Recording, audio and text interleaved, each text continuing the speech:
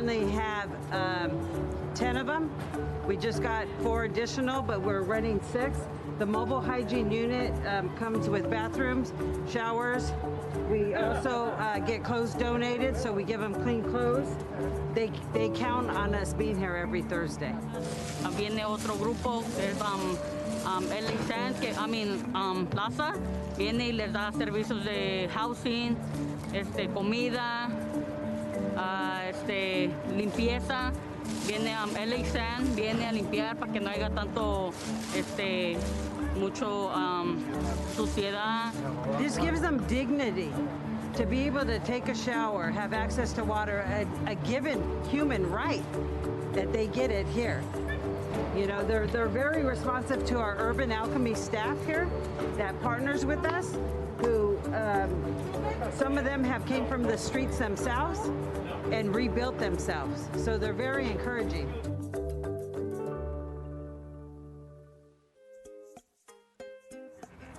Today's event is very important because it actually marks our grand opening for this location, what we call Metro Koreatown location for our Community Resource Center.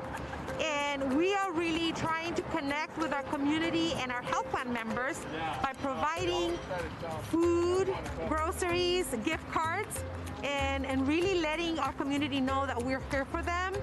It's an important time because of the pandemic and the potential of people needing resources like food, groceries, access to things that, you know, their families are going to need to basically, you know, feel better and survive.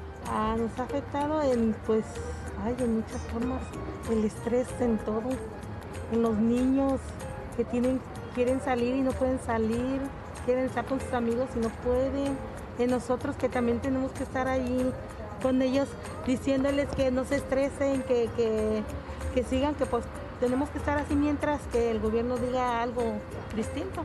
This type of event, because of the pandemic, is specifically designed to help our communities in a drive-through format. People don't have to necessarily get out of the cars. They can just drive through and we'll offer the service. If people don't have a car, they can still come and to be served in our walk-up station. Pues mal porque podía ver que los niños están en la escuela, en la casa y a veces me hace más difícil estar ayudando al niño también. Oh, pues que muchas gracias por la ayuda que nos brindaron este día y se le da las gracias a todos. Nosotros estamos abiertos para todo el público, para cualquier persona que lo necesite. Aquí estamos para ustedes. Si ustedes van a nuestro sitio de website, activo, saludable e informado o Active, Healthy, Informed, pueden obtener todos los domicilios de donde tenemos los centros para poder acudir y ser ayudado. Y no importa ningún estatus migratorio, no importa cuánto es la familia, todo mundo es bienvenido. Ahorita por la pandemia estamos más limitados a hacer nuestros eventos de la manera de automóvil para que todo el mundo se sienta sano y seguro. Todos estamos protegidos y estamos aquí para apoyar a la comunidad. The latest consumer scam involves puppies. The Port of LA steps up cyber defense, and Mayor Garcetti honors an LA Olympian. All this up next on City Beat. The Better Business Bureau has seen a jump in fraud reports relating to what the city attorney Mike Fuhrer is calling pandemic puppy scams. The scam targets people looking to buy or adopt a puppy via online service. Consumers are charged for the purchase and transport of a pet that never arrives. This scam can be particularly harmful since people are adopting pets to offset feelings of isolation due to the current pandemic. Another red flag is how they accept payment, almost always through wired funds like MoneyGram or Western Union, or prepaid debit cards or Bitcoin or the Zelle app. These make it really hard for you to get your money back. And remember, once you're emotionally invested, you are much easier to scam. The Los Angeles Board of Harbor Commissioners has approved an agreement with IBM to design and operate a Port Cyber Resilience Center. This first-of-its-kind system will be built to detect and protect against malicious cyber incidents potentially impacting cargo flow. The CRC will also serve as an information resource that stakeholders may use to help restore operations following an attack. This 3-year agreement with IBM includes hardware, software and design, install, maintenance, and more. The center currently serves as a centralized location to proactively monitor the port's own technology environment. Mayor Eric Garcetti paid homage and said farewell to the Los Angeles Olympian decathlete Rayford Johnson. Johnson was the first African-American captain of a U.S. Olympic team in 1960, where he won a gold medal. He lit the Olympic cauldron in 1984 for the opening ceremonies in Los Angeles. He was also a founder of Special Olympics Southern California. To honor Rayford Johnson, LA Memorial Coliseum lit their famous torch in memorial. Rayford Johnson is LA. He embodies who we are, the way that we've always pushed history forward, and the way that we bring people together. The Family Entertainment Center Skateland opened its doors in Northridge way back in 1958. During the 60s and the 70s, it saw changes in its ownership. And in 2020, Skateland looks like it may be rolling in a different direction. Here's a story of how Skateland may soon become Hopeland. Skateland opened originally in 1958 by two brothers, and they operated it for 10 years.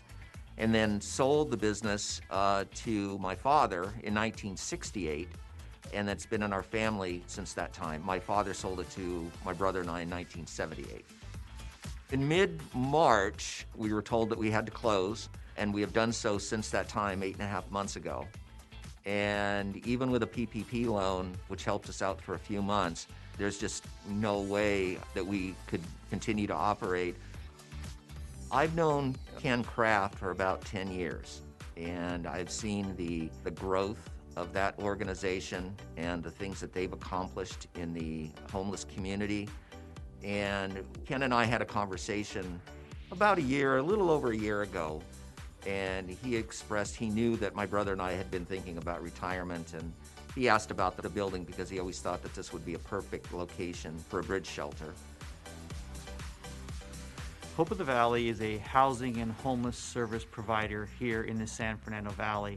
We are 11 years old at this time. We do have 9 shelters, 2 access centers, and a job center.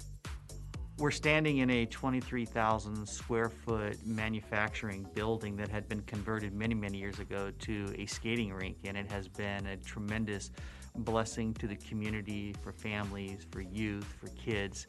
And this building had some challenges only because of the pandemic. This site will be converted into a 100-bed shelter for men and for women. We've had extensive conversation with Councilman John Lee, and our goal is that this site would be really a premier site for homeless services. So on site would be all the amenities that would be needed to help anybody address whatever their challenges might be. The area is in such dire need of something that will aid the homeless community. And it's just something that I have a heart for. I know my brother does as well. Definitely something that provides a service to the community, as we have done for many years, is something my brother and I wanted.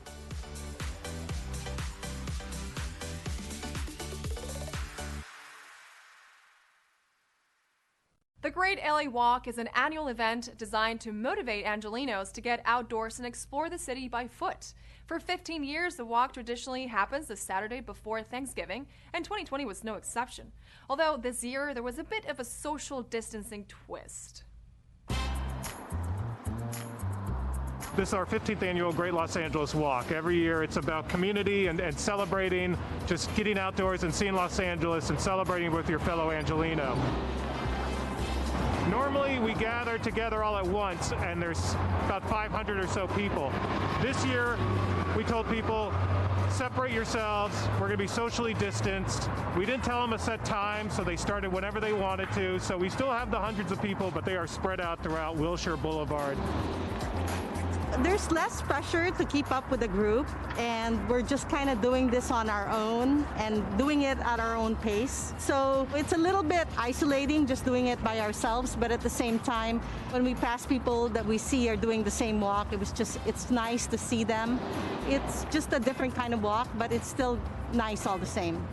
I've been walking with Mike since the first year I started, and some of us take time to check out the architecture, take time to check out the food, which is basically what I'm doing. I ordered a pizza so we can eat while we're walking. This is how you discover your city.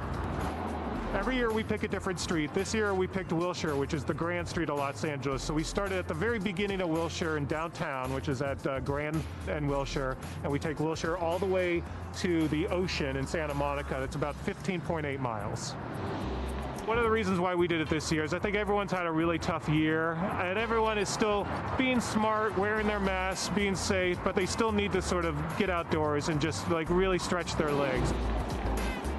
Great Los Angeles Walk we do every year the Saturday before Thanksgiving because the weather's perfect and really it's a chance for people to explore the city that they live in.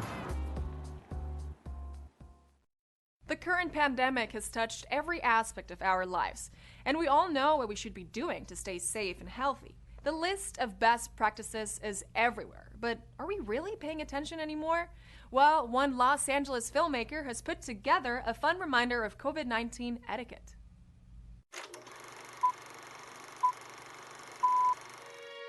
COVID-19, a public service announcement. Over the course of this film strip, we will outline several important safety guidelines to help you stay safe during a pandemic. I started out as an actor, did that for most of my upbringing and college, and just a couple years after moving to LA, I decided to switch sides of the camera. I felt like as a director, specifically working in nonfiction content creation, I could have a better impact. For me, it was like the sidewalk stuff that nobody was talking about, not touching like 10 things before you take the one piece of produce that you want. All of that was just observation. So these more nuanced things that people aren't thinking about, part of it was just experiencing it and being like, common sense, people, common sense. And then the other part, it was referencing the CDC's website because it was for a global audience, definitely targeting Americans for sure. It is important to always wear a mask or face covering when leaving your personal space. These help to protect you and others from this deadly pathogen. You wouldn't want to get mom and pop sick, would you?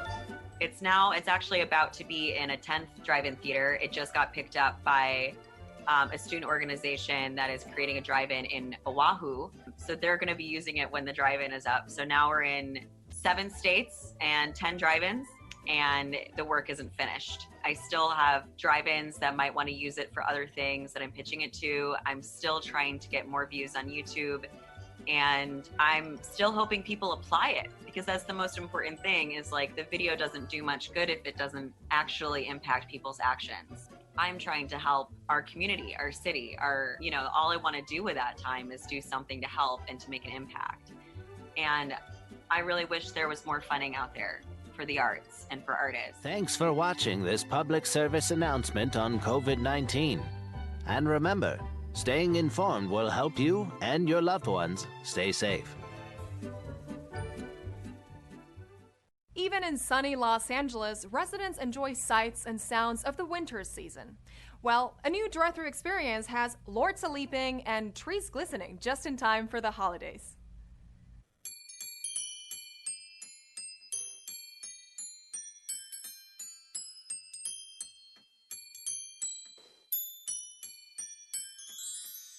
Wonderland is a chance for people to get out of their houses and in a safe environment of their car, drive through and get the experience of the Christmas lights and some of the other holidays of the time, and really get a feel for something of traveling through zones and being immersed in the decorations of December. We built different sets. We had a couple of sets that we redecorated for the new holiday, and really brought out what we could and tried to find different aspects of the different holidays of December to represent, and then make sure we had Santa Claus and Mrs. Claus and some elves, and we've got skating snowflakes and stilt walking toy soldiers and all sorts of stuff all over the place.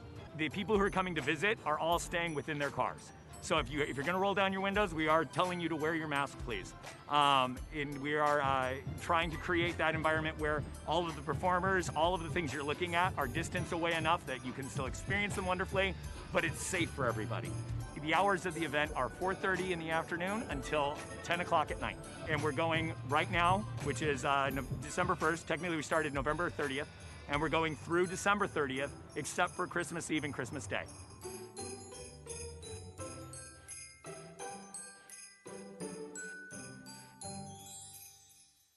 In our feature segment this week, we are visited by the General Manager of the Economic Workforce Development Department. Our own Maria Hall Brown sits down with Carolyn Hall to discuss the many ways the department can be of service to residents of Los Angeles. COVID-19 brought with it an enormous amount of disruptions and questions. But when it comes to employment opportunities, fortunately, Los Angeles has a resource for some really good answers. Carolyn Hall, the General Manager of the Economic Workforce Development Department. So nice to have you here. Thank you for having me. In terms of what your office is hearing, what are the businesses that you've heard most from and have been mostly impacted by COVID-19 in Los Angeles? Well, it's really had a very heavy hit on the accommodation, the hotel, in the motel, tourist industries, the airline industry. We've been working very closely with the organizations and companies at LAX, restaurants, services. Those are the types of industries. Small businesses in general have been really heavily impacted by COVID-19. What can you offer them? What kind of advice can be provided in this time? Well, we have several sources that we can provide. First of all, we have our work source centers, which allow individuals to go and virtually meet with individuals right now to talk about their skill sets and to talk about employment that's currently out there, because there are organizations and companies that are growing. Also, we also provide them services in just understanding how to fill out the unemployment benefits. That is really difficult.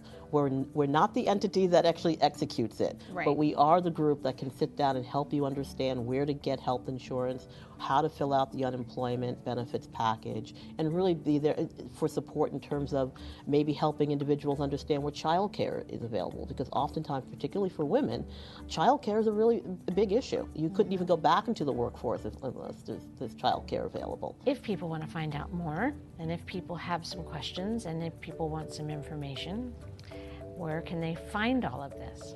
The best place for them to go is to go to our website, which is ewddlacity.com. Thanks. Take care. Catch an online series that highlights LA artists, check out a Christmas parody sketch show, or explore the joy and wonder of fruit trees. All this up next on Virtual Things to Do. The Music Center wants you to enjoy For the Love of LA, a new digital series designed to celebrate the creativity of Los Angeles and to support LA-based artists. The series includes programming in various disciplines: music, dance, visual culture, and more. From the beginning of the time that we had to shut down our venues, the Music Center was really looking for a way to continue to engage local artists here in Los Angeles and to hopefully, inspire Los Angeles residents with the diversity and resiliency of our artistic community. Check out the work of LA's finest homegrown photographers like Rafael Cardenas and Dominique Moody. Be sure to check out For the Love of LA, streaming now through December 31st. For more information, visit musiccenter.org. The Whitefire Theater invites you to Santasia, a holiday streaming special. This side-splitting holiday sketch comedy with dynamic music parodies, heartfelt sentiment, and classic-inspired claymation movies will conjure up joyous memories of your own. A 21-year Los Angeles holiday theater tradition goes online. Don't miss Santasia, a holiday streaming special. For tickets and information, visit Santasia.com. The Los Angeles Public Library brings you gardening program Alternative Fruit Trees to Plant. Join Master Gardener Jeff Warner for an online discussion about 4 fruit tree alternatives to citrus trees. We want to encourage people to tap into a part of their life where they can empower themselves to grow their own food, develop the confidence to bring plants and flowers and trees into their life, and to benefit from it. Catch the workshop online, compliments of the LA Public Library. Gardening program Alternative Fruit Trees to Plant streams Friday, December 18th at 3 p.m. For participation details, send your email to jcfrmt@lapl.org. And that's a look at some virtual things to do.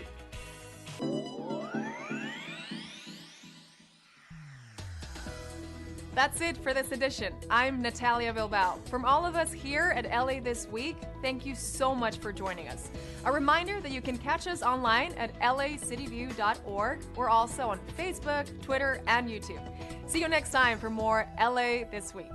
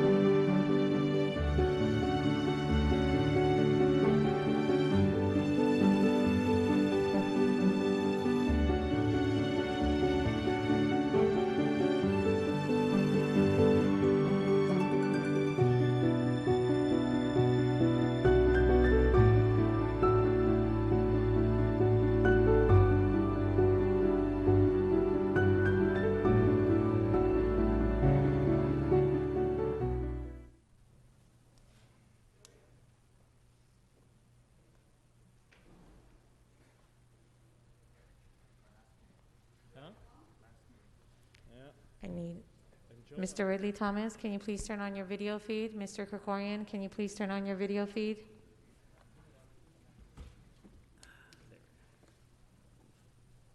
Thank you, sir. Mr. De Leon. Morning, everybody. Good morning. Paul, good morning. Morning, Paul. Mark, welcome. Good to see you. Welcome back, Mark. Yes, welcome back, Mark. Mr. De Leon, can you please turn on your video feed, sir? All good in the neighborhood. Back at it. I don't have it. MRT back in City Hall. And we'll start in 3, 2, 1. Good morning and welcome to the Los Angeles City Council. Today is Tuesday, December 15th. I'm Nuri Martinez, the President of the City Council. We will begin this meeting with our swearing in of all council members from even-numbered districts. So let's go ahead and welcome our City Clerk, Holly Wolcock, who's here on council chambers with me to conduct the swearing in. Holly, you want to go ahead and join me? I'm going to go ahead and step down and you can take my place. Hold on for just a second.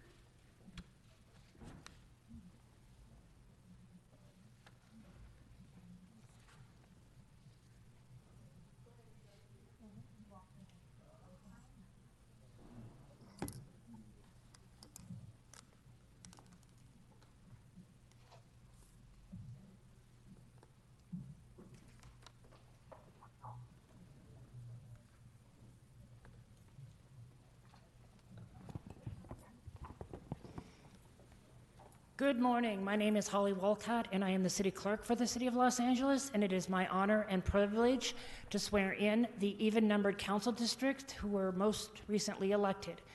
So if those even-numbered council districts could raise your prominent hand and repeat after me.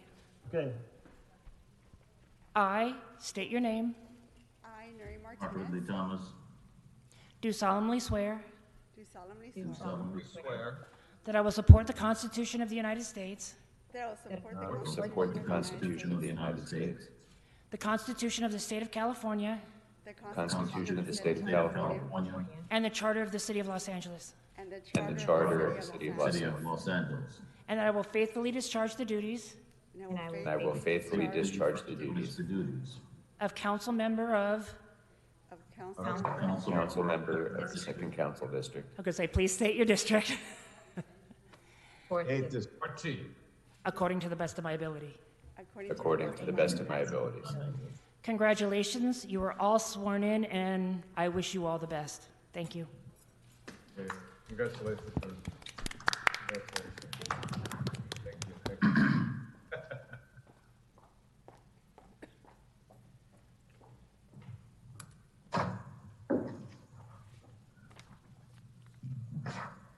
Is this going to be Sinclair's first term in office?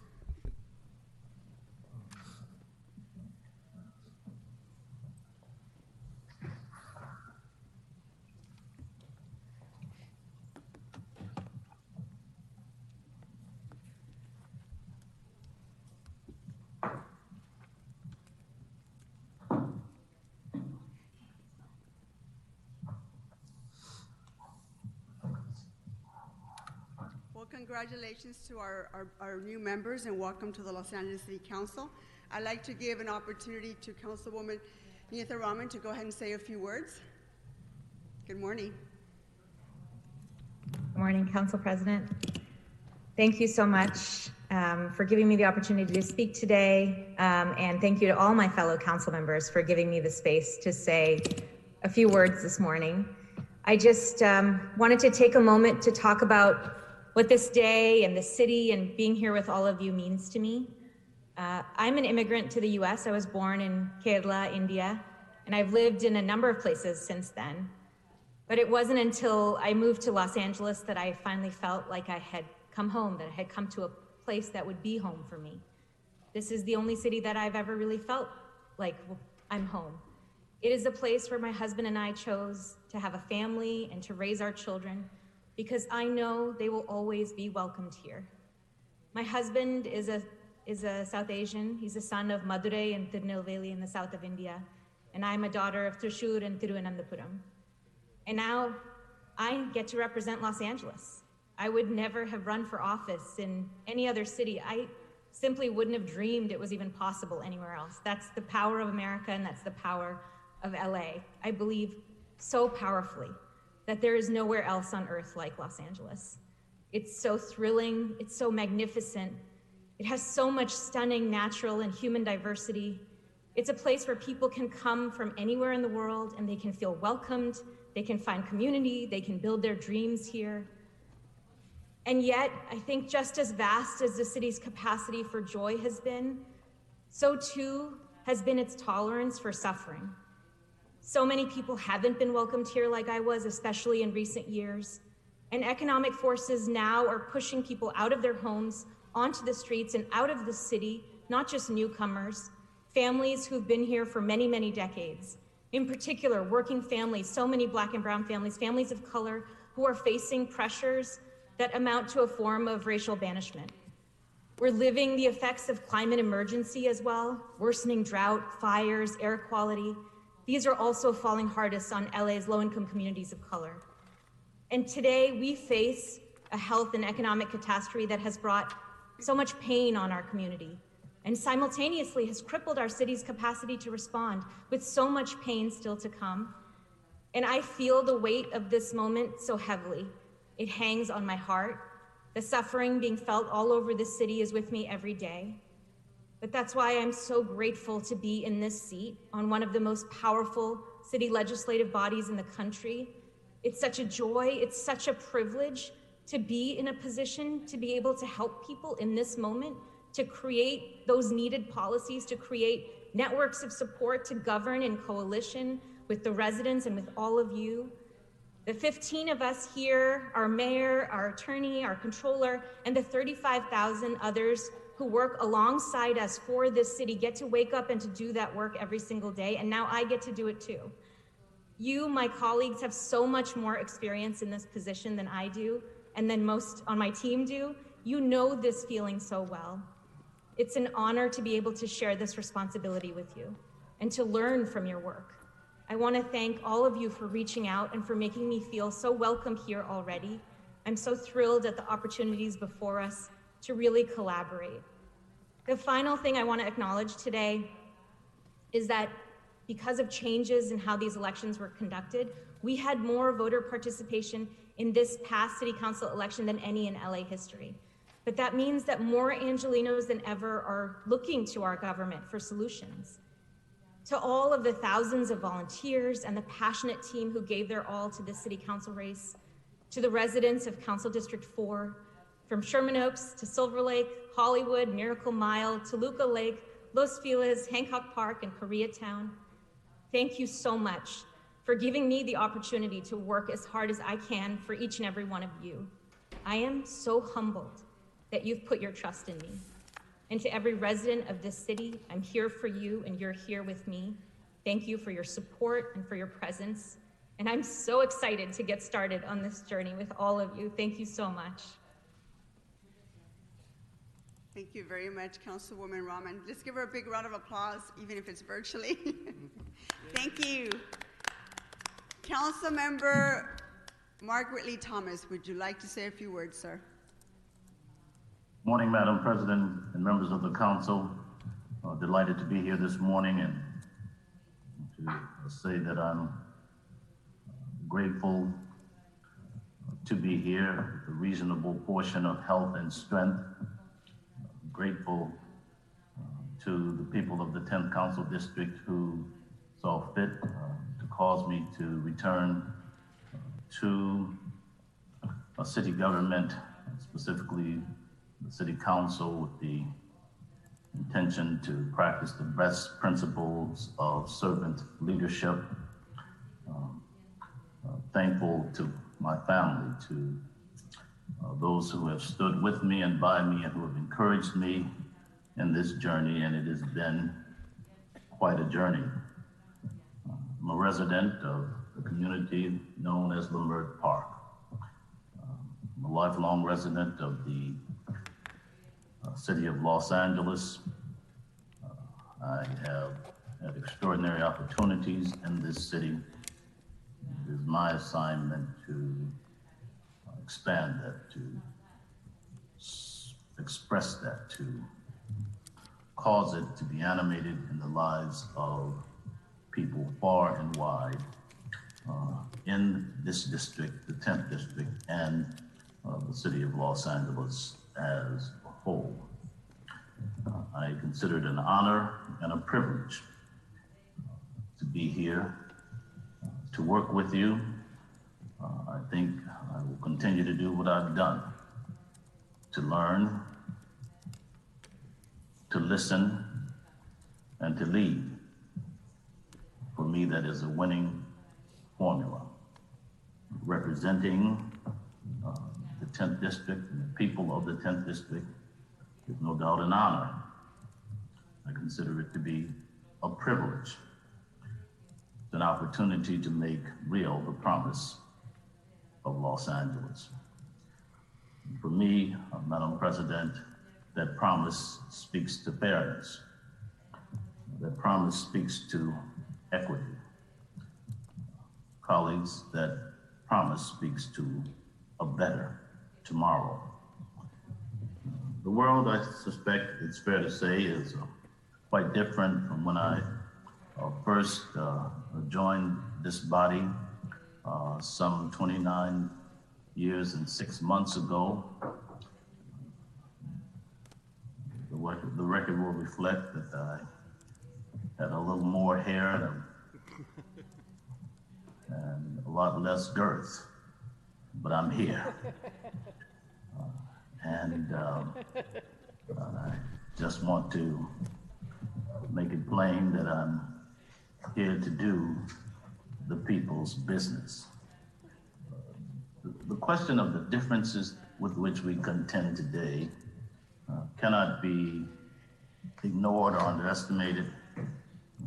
Obviously, the city has experienced tremendous growth, and there are a number of markers of progress to point to, but equally clear is the contradiction that we have to come to grips with, namely the persistent phenomenon of the inequities that are fairly widespread and cannot be ignored. It's become even more acute, I think it has to be said, that in the face of an unrelenting pandemic, ensuring familial and economic disruption, we have a lot of work to do. So I'm here to help address a fair amount of unfinished business. And chief among that work is to address what I consider the defining issue, that is the moral crisis of our time, and that is homelessness. And I've asked the clerk to introduce into the record today my first motion before this body. And I take the opportunity, Madam President, to thank Councilmember O'Farrell for co-authoring, and to you, Madam President, for seconding this motion. The objective is simply this: as a governing body, we must get to a place where we no longer talk about homelessness as a challenge that can be addressed, a few projects and a few policies at a time. Instead, we must commit to a framework that paves the way for all Angelenos to have a right to housing. We know this is ambitious, and this will require reprioritization of resources and collaboration with all levels of government. But it simply must be done if we won't allow ourselves to be defined as those who have done too little in the face of a whole lot. We don't want to have our fellow Angelenos, I don't believe, to continue to perish in these streets. And addressing this crisis requires what I would like to say is a fortified wallet and clear intention. Excuses don't count, and inattention is simply unacceptable. Assembly members Rivas and Chu have introduced AB 71, which proposes that $2.4 billion be allocated across the state annually to support the infrastructure needed to get after this issue in earnest. And I urge this city to support this. And my accompanying resolution begins that effort. Colleagues, we have much to do in this regard and on so many other issues that impact the lives of our constituents. Los Angeles is, according to the pollsters, an issue-rich environment. Stated differently, we have to multitask.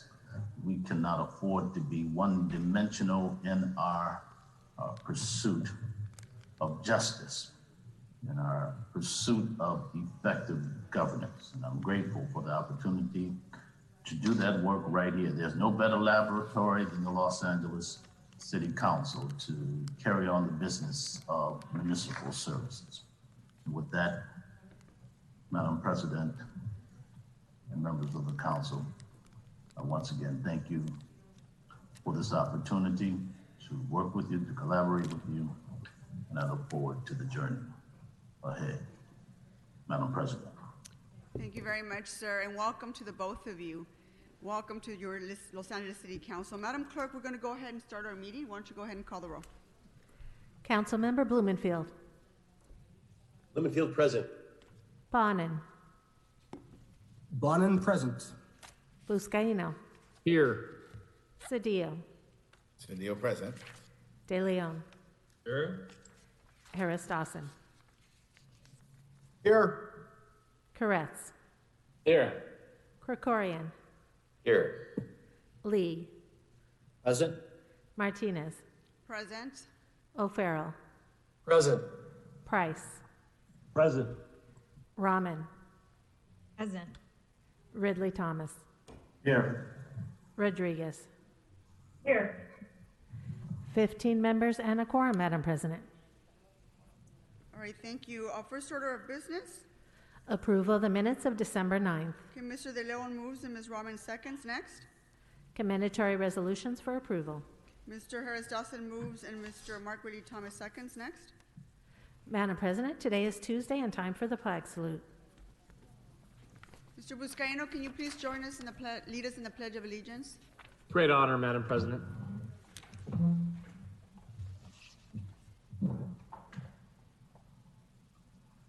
I pledge allegiance to the flag The flag of the United States of America and to the republic for which it stands, one nation under God, indivisible, with liberty and justice for all.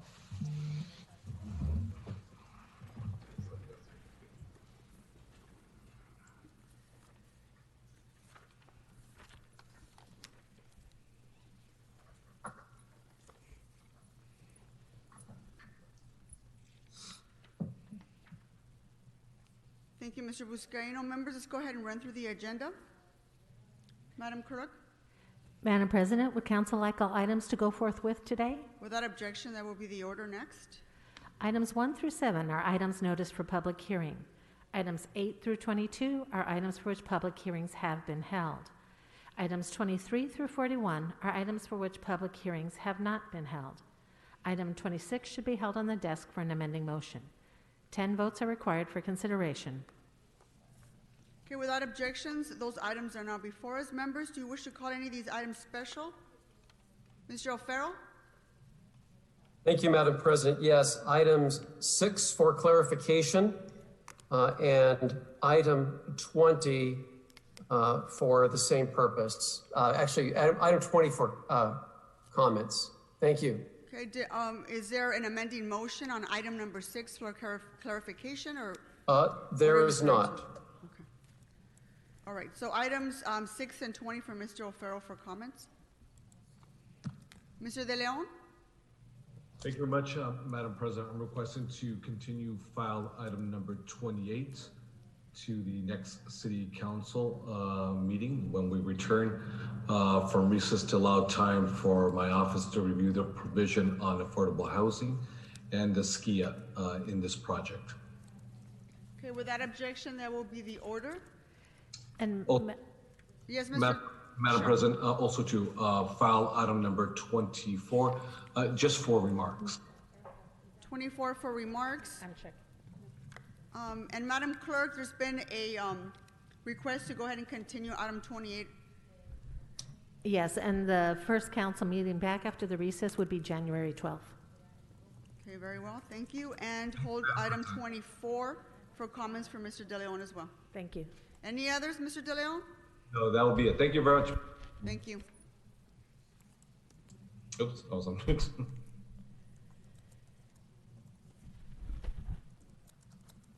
Start.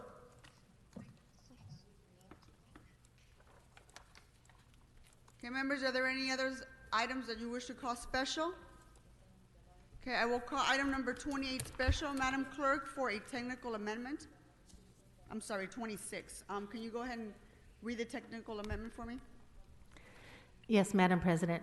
Recommendation number 1 on the amending motion for number 26 is to adopt the resolution attached to the council file, which extends the provision of ordinance number 186504, imposing temporary interim regulations prohibiting the construction or operation of private detention centers and community detention facilities for unaccompanied minors in the city for an extension period of 1 year, inasmuch as the appropriate city agencies and officials are exercising due diligence and actively working toward the adoption of the appropriate permanent land use regulatory controls.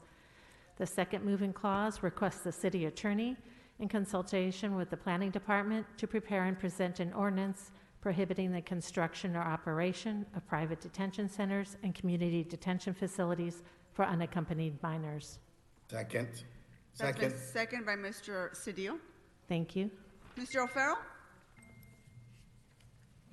Thank you, Madam President. The clarification on item 6 is as follows.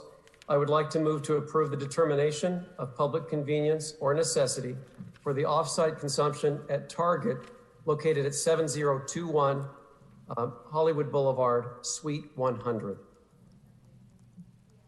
Is there a second? I'll second. Second. Yeah, two public convenience necessity. Mr. Cedillo to second. Any others? Mr. O'Farrell? That's it. Thank you. Thank you. Mr. Bonin? Thank you, Madam President. I just wanted to note we've provided to the clerk a copy of a Rule 23 reward motion. Just wanted to ask if you needed me to do anything with that prior to public comment or just wait until later. Do it now. Why don't you go ahead and read it now, right before we take public comment. Go ahead. Thank you, colleagues. I've submitted a motion today asking for Rule 23 consideration of a reward motion regarding a murder of a 28-year-old mother of 2 in Venice on December 1st. And the motion would read that by adoption of the motion, the council provide an offer of reward for information leading to the identification, apprehension, and conviction of the person or persons responsible for the shooting death of Kai Thomas on December 1, 2020, and in support thereof, make the following findings. Then it lists the appropriate findings. And further move that the clerk be directed to cause notices and or advertisements to be duly published according to the requirements of Division 6, Chapter 12, Article 1 of the Administrative Code, and cause the offer of reward to become effective. I'll second the Rule 23. Okay, that's been seconded by Mr. Buscaino. So, Mr. Bonin, we're going to go ahead and vote on the findings and the motion towards the end of the meeting. Thank you very much. Mm-hmm.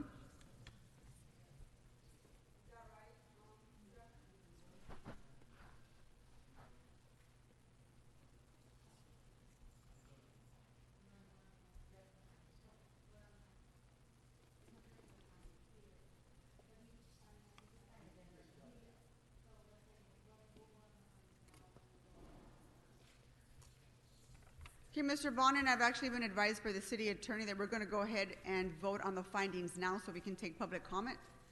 Okay.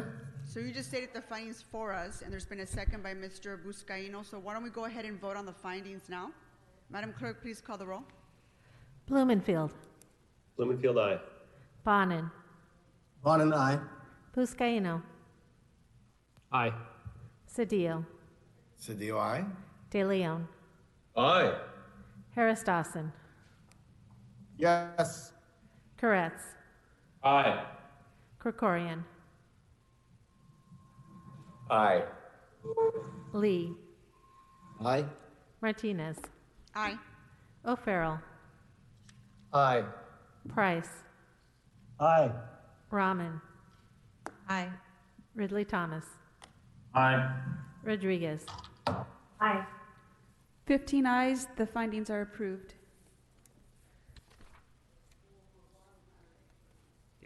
Okay, then we'll go ahead and vote on the matter towards the end of our meeting after public comment. Madam Clerk, what items are available to vote on? At this time, council may vote on items 8 through 19 and 21 and 22. Okay, let's go ahead and prepare to vote on those items. Please call the roll. Blumenfield. Blumenfield, aye. Bonin. Bonin, aye. Buscaino. Aye. Cedillo. Cedillo, aye. De Leon. Aye. Harris Dawson. Yes. Koretz. Aye. Krikorian. Aye. Lee. Aye.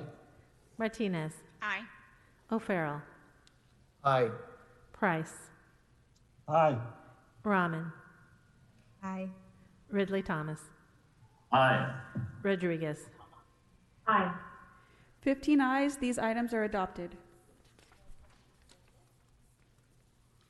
Okay, Madam Clerk, let's go ahead and prepare to move into public comment. Can you go ahead and read the call-in information followed by the City Attorney? Thank you, Madam President. And as indicated on the agenda, members of the public wishing to offer public comment should call 669-254-5252 and use meeting ID number 160-535-8466 and press pound. Press pound again when prompted for participant ID. Once admitted into the meeting, press star 9 to request to speak. Finally, when you hear the last 4 digits of your phone number, press star 6.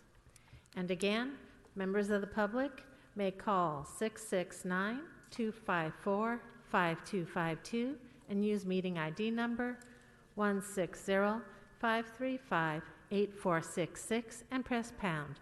Press pound again when prompted for participant ID. Once admitted into the meeting, press star 9 to request to speak. And finally, when you hear the last 4 digits of your phone number, press star 6.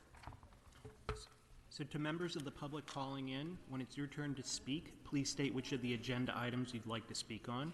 You have 1 minute per item to speak, up to 3 minutes total, and if you wish, 1 minute for general public comment. Please speak on the items first before providing general public comment. We'll tell you when your time is up. When speaking on the agenda items, you must be on topic. Our goal is to get through as many speakers as we can. If you're not speaking on topic, or if we can't tell whether you're speaking on topic, you'll get 1 brief warning from me or the President. If you do not immediately get clearly on topic or again stray off topic, the President will cut you off and you'll forfeit the rest of your speaking time, and we'll move on to the next speaker. We'll take 40 minutes total of public comment in this public comment period. The items that are open for public comment are items 1 through 7, 23 to 41, Mr. Bonin's Rule 23 that was just introduced and the findings were voted on, in election of council leadership. Finally, for members of the public calling in to speak, as soon as you hear someone address you, you're live in the council meeting. If you are also listening to the council meeting on your computer, channel 35, or other device, please turn down the volume of those devices immediately. Because there's a time delay between the live meeting and the broadcast, we ask that you keep one ear on the phone, and we read out when you hear the last 4 digits of your phone number, or if you're calling with a blocked number, other identifying information, please press star 6 immediately so that you can tell us which items you'd like to speak on. Please don't just listen on the computer or other device. Because of the time delay, we may think you're no longer on the line. And finally, if you're also listening on the computer or other device, please turn down the volume on those devices immediately when you hear us call your identifying information. Otherwise, there'll be confusion because of the time delay and possible feedback. Thank you, Madam President. We're ready for public comment.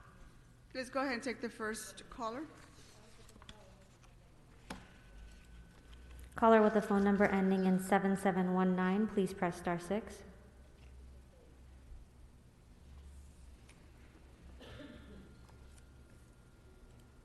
Caller with the phone number ending in 7719, please press star 6.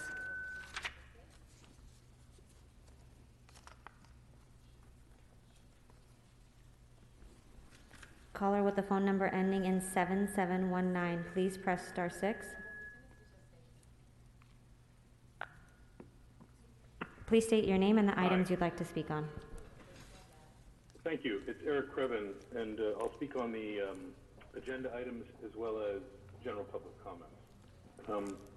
You have for 3 starters, minutes for the items, followed I'd like by to 1 say minute for general. Please congratulations begin. to the 2020 Mills Act Historical Property Contract Signers, which is about 21 properties who are going to be getting what we affectionately like to describe as a tax break. It's because they've agreed to some terms to fix up the place with their money, because most of them are fairly well-to-do but live in places that the city has decided we want to keep. And looking over this is obviously Lambert Geisinger and Ken Bernstein from planning, who have a very good sense of what works well for this kind of giveaway to the people. So congratulations, it's very, very exciting. Obviously the winner is Gil Cedillo for handing out the most of those. Nobody loves handing out those agreements more than Gil Cedillo, other than Mr. Ridley Thomas, who's back and I think Mr. Ridley Thomas may have initiated this program. Everybody loves this program for the following reasons. Everybody's happy you get a tax break. I mean, if you said, sir, instead of paying your $8,000 or $12,000 in property taxes, you're only going to pay half or less. You'd say, where do I sign? And how quickly do I sign? So, it's great. And when a politician makes it happen, like Mr. Ridley Thomas or Mr. Wesson is excellent at signing these people up, and certainly Weezer signed up many of his folks. Once you get them in there, they're indebted to you for life. Think of all that money they're saving, so it's always around Hanukkah and Christmas, excellent time to pop over an 800 to the office holder or anything else. Now, you may say, why are we subsidizing the richest people in the nicest houses? You're disrupting the meeting, sir. I'm going to get on to the next item, which is that we've got some wonderful alcohol licenses coming up for the holiday season. The one little caveat, and it's great to booze up wherever we can, obviously, especially during these bitter pandemic times, I recommend drinking.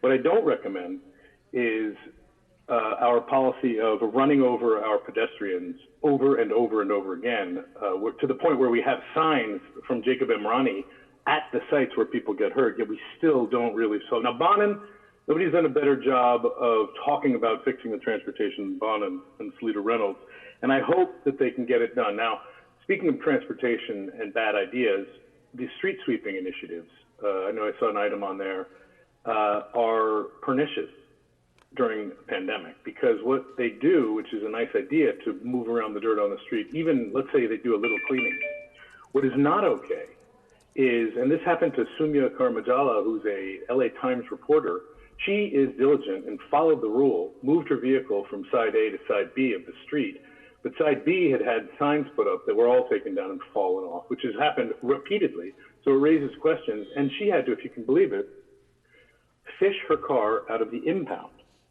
So this is, for those who don't know, a multi-$100 charge if you catch it quickly and you have the resources to get your vehicle out. So all I can say is bad, very, very bad. We need to reform these policies. And also, the preferential parking district, I'll take one quick shot at how appalling it is to hold the parking in neighborhoods for the people who have parking in the neighborhood already, so that people can't park and then can only get ticketed and tortured. Whereas once again, affluent folks can get for $35 a little placard to park all year long. It's appalling. And then final, I guess in conclusion, I assume we're heading to the end here. I just want to point out how disappointed I am that the City Council continues to schedule meetings in a weird way that does not include Friday meetings. And also, Falble, it's worth noting, You may move on to general Point public that those comment who if you called wish, in Ms. Previn. were unable to hear the dust from the south. Thank you, Mr. Previn. Your time is up. Next speaker. Caller with the phone number ending in 0098, please press *6. Please state your name and the item you'd like to speak on. Yes, good morning, everyone. My name is Lori Jean, and I'm the CEO of the Los Angeles LGBT Center. And on behalf of the LGBTQ community this morning, I wanted to congratulate City Council President Martinez on her re-election and to acknowledge the pivotal role that she plays in our city. We are thrilled to have a strong Latina leading the council for another year. And while President Martinez is a role model for everyone, she is an especially powerful role model for women and people of color. Plus, President Martinez is a longtime supporter of the LGBTQ community and of all people who suffer bigotry and discrimination in our society. That's a really vital perspective for any city council member. Most important, strong leadership like hers is exactly what our city needs as we face the current health crisis and the likely economic crisis on the horizon. As we know from her first year as council president, she will not forget the most vulnerable in our community and the organizations that serve them, like the Los Angeles LGBT Center. So congratulations, Nuri, and congratulations also to everyone who was elected in November, especially the brand new members who represent districts in which the LGBT Center has locations. Council members Rahman, Ridley Thomas, and De Leon. And finally, happy holidays to all of our friends on the City Council. Please be well and stay safe. Thank you. Thank you so much, Lori. Thank you. Happy holidays to you too. Next speaker. That was refreshing. Thank you. Thank you, Mr. O'Farrell. Next speaker. Caller with the phone number ending in 4959, please press *6. General public comment. Sure, you have a minute. Please begin. My name is Jocelyn Duarte, Executive Director of the Salvadoran American Leadership and Educational Fund. Today, the Council will continue to make history by voting in support of the re-election of the first Latina president to lead this council.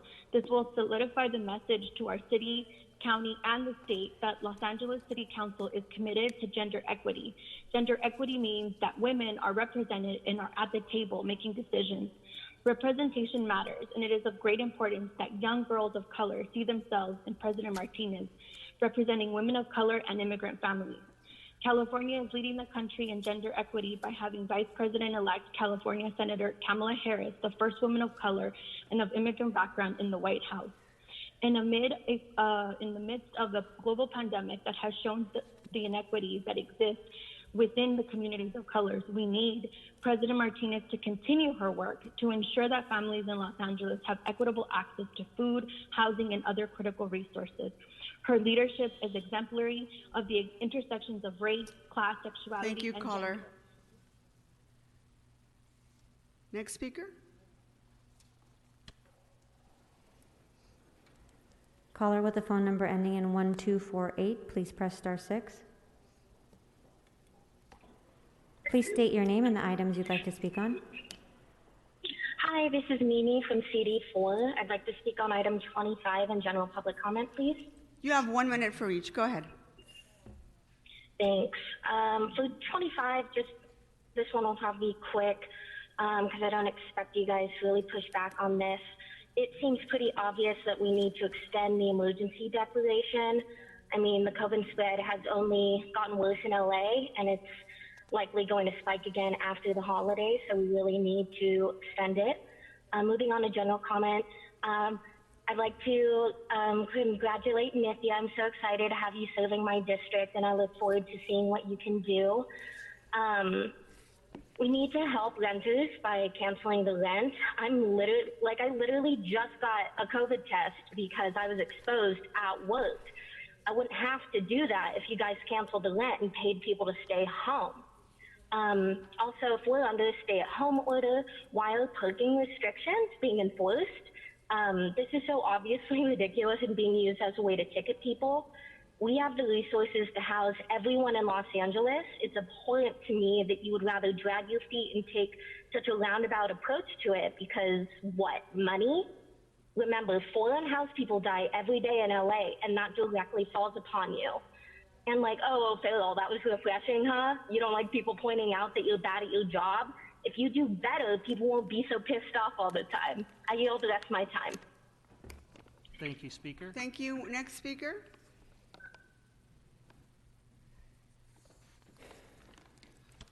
Caller with the phone number ending in 9917, please press *6. Please state your name and the items you'd like to speak on. Hi, I'd like to speak on item 41 in general public comment. You have 1 minute for each. Go ahead. Okay, item 41 restricts parking on oversized vehicles between the hours of 2 a.m. and 6 a.m. on a short stretch of road in Sylmar, where it's across the street from a Metrolink station, and on the other side of the street is a gated community. It's a very short stretch of street that leads from San Fernando Road into First Street. And I wonder why this is on the agenda, how this makes it to the agenda when all you're doing is restricting parking for people who are living in their cars because they don't have housing in the city, and you guys don't have any options for them. And so I don't see how this helps people by adding potential criminalization ticketing to people living in their cars on a quiet stretch of road, again, across the street from a Metrolink station and from a gated community. So I don't see how there's an imposition there on that road. I think it's really just more probably members of that gated community getting in touch with their council member to do them a favor, to criminalize and further harass people without housing in the city. And so I would urge all the council to not approve this, and to really, I see a lot of people, making remarks about homelessness and how much you guys care, very performatively, but then things like this end up on the agenda, and they're just a reflection really more of, just rich neighbors complaining loudly to their council districts, and that's how they get things done for them. But, I'm assuming the people who are living in those cars who are going to be getting criminalized, if they had access to their council members the way these rich people did, they would have a completely different story to tell and would focus more on services than just kicking people out. Moving on to general public comment, Mark Ridley Thomas, as much as I would like to congratulate you for joining the council today, you're posting on Twitter pretty much Olympics propaganda. And for all the things that you mentioned in your opening remarks, I don't see how support for the Olympics squares up with that. Olympics will only bring more criminalization of homeless people, more cops, more people in jails. And I don't think any of what you're talking about would square up logically with any support of the Olympics. Thank you, Speaker. Next speaker. Caller with the phone number ending in 7059, please press *6. Zachary Warma calling on general public comment. Do you have 1 minute? Go ahead. Good morning, council members. Zachary Warma, Public Affairs Lead at the Downtown Women's Center here. As you begin this new council session, on behalf of DWC, we want to extend our best wishes to Councilmember Rahman on her first council meeting and Councilmember Ridley Thomas for his return to chambers. As two tireless champions for unhoused Angelinos and our neighbors dangerously at the margins, we are so excited to be working with you both. Reflecting on what was a dramatic year, both nationally and here in Los Angeles, DWC wishes to convey our deep appreciation to Council President Martinez, who is the first Latina and woman of color council president in the city's history, led the effort to make Los Angeles the first city in the United States to formally designate unaccompanied women as a recognized homeless subpopulation.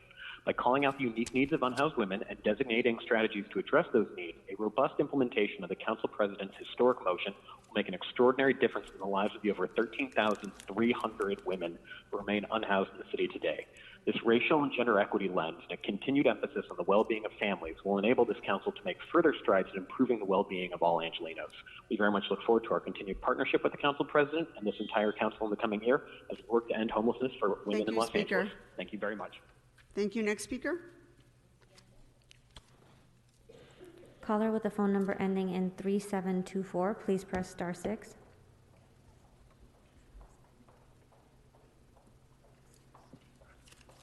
Yes, Brady Collins, general public comment. You have 1 minute. Go ahead. Yes, my name is Brady Collins, policy analyst with the Koreatown Immigrant Workers Alliance. Kiwa's mission is to build power for low-wage immigrant workers and tenants, and we've been doing so for nearly 30 years. Those we work with are severely rent burdened and are employed in low-wage industries, many of which have been shut down due to the pandemic. With little to no income, they've been struggling to feed their families and pay the bills. They're accumulating rent debts, but not the income necessary to pay it off. At some point, the bill will be due, and our members and many other communities of color will be unable to pay for the roof over their heads. To prevent mass evictions and further homelessness, the city needs to set up a mortgage and small landlord relief program and be vocal in calling for federal funding to be allocated for this purpose. The federal government is not going to do this without pressure, and you all should be our biggest advocates. Set an example and create the type of program needed to protect tenants now. In addition to landlord relief, the city should fight for better loan terms. The City of LA currently pays $1.1 billion on interest and fees of its current municipal loans. These loans should be refinanced. Thank you, Speaker. Next speaker.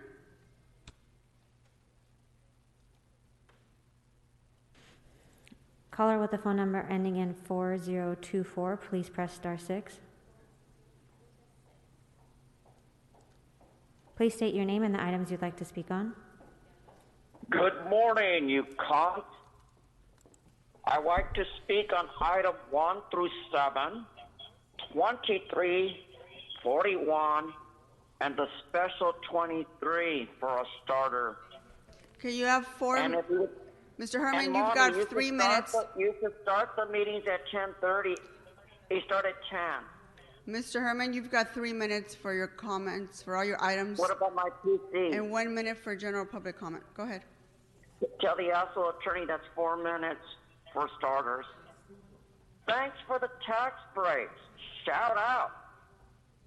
What a fucking giveaway. Thank you, Chongo. Everybody likes Chongos who give out tax breaks, Ridley Thomas. Where do I sign? Where do I sign? Always around the pagan holidays we get a tax break? That's ridiculous. We should have tax breaks all the time, especially now when we're in a crisis, Ridley Tom's bomb. What about the street cleaning raises? Have you checked that out? That was a question Mr. Previn, for the record, pointed out. Impounding niggers' vehicles. Bad, bad, bad shit. And what's discouraging is this economic budget. When the LGBT requires an influence of equitability. That's a big word, Mr. Chongo Ridley Thomas, but I got it under control. Number 25, quit extended emergency for what? We have an influence of corruption in LA. We have several federal indictments against bribery concerning programs receiving federal and state funds, in which the broken promise, as you heard the last speaker before I came on say, it's fucked up that you put people out of their cars for parking and not in housing. And again, this surge, this crisis, this science of pandemic, ridiculous. Right? Ridiculous. How horrible that the attorney false statements to a financial institution for corruption. A pattern and practice by you, Fuhrer, and your shithole crew of criminals and corruption. Now, number 41. Parking in Stillmark, the gentleman was right. How does a nigger get rest if he can't sleep in an area that's not by your restricted zones of housing, where, again, going back to taxpayers, pay taxes and should not have interruptions? But no, Point of order, Madam President. Hold on for just a second. Can we hold the speaker's time, Mr. Ridley Thomas? Madam President, this matter of racially charged language is hugely problematic for me. Been in this business too long to have to be subjected to racially derogating rhetoric, and frankly not inclined to put up with it. So either the speaker needs to be asked to refrain, or this body needs to do what it needs to do to appropriately discourage and even shut down racial epithets. They are provocative. Now you wanna suppress me. Hold on for by- just a second, for Mr. Herman. someone? Can we mute him, please? Mr. Ridley Thomas, I'm going to go ahead and ask the city attorney to address your concerns. We've been Thank you, dealing Madam with this President. type of racist, sexist remarks for as long as I've been on the city council now, for going on 8 years. Mr. City Attorney, would you like to address this? And then we need to continue back on Mr. Herman. Yes, thank you, Madam President. So Cannot I get am my- completely sympathetic to what Camera Councilmember Ridley Thomas is saying. Unfortunately, the First Amendment really limits our ability to restrict remarks, though racist and sexist, which are on topic. We've talked about this at length before, and it's complicated, I know, but I would be happy, Councilman, to talk to you in private about the legal issues involved here. Thank you very much, Madam President. Through the chair, I wish simply to say that I seek not sympathy and not discourse on complexity as it relates to the law. I seek to have an opportunity to come to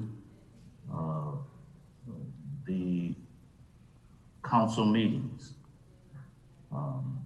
and not be subjected to a barrage of racially derogating remarks. Any such remarks aimed at a class of people that would otherwise be protected by the same law to which you refer, as well as any other immutable difference that an individual may experience. Madam President, I choose not to belabor the point.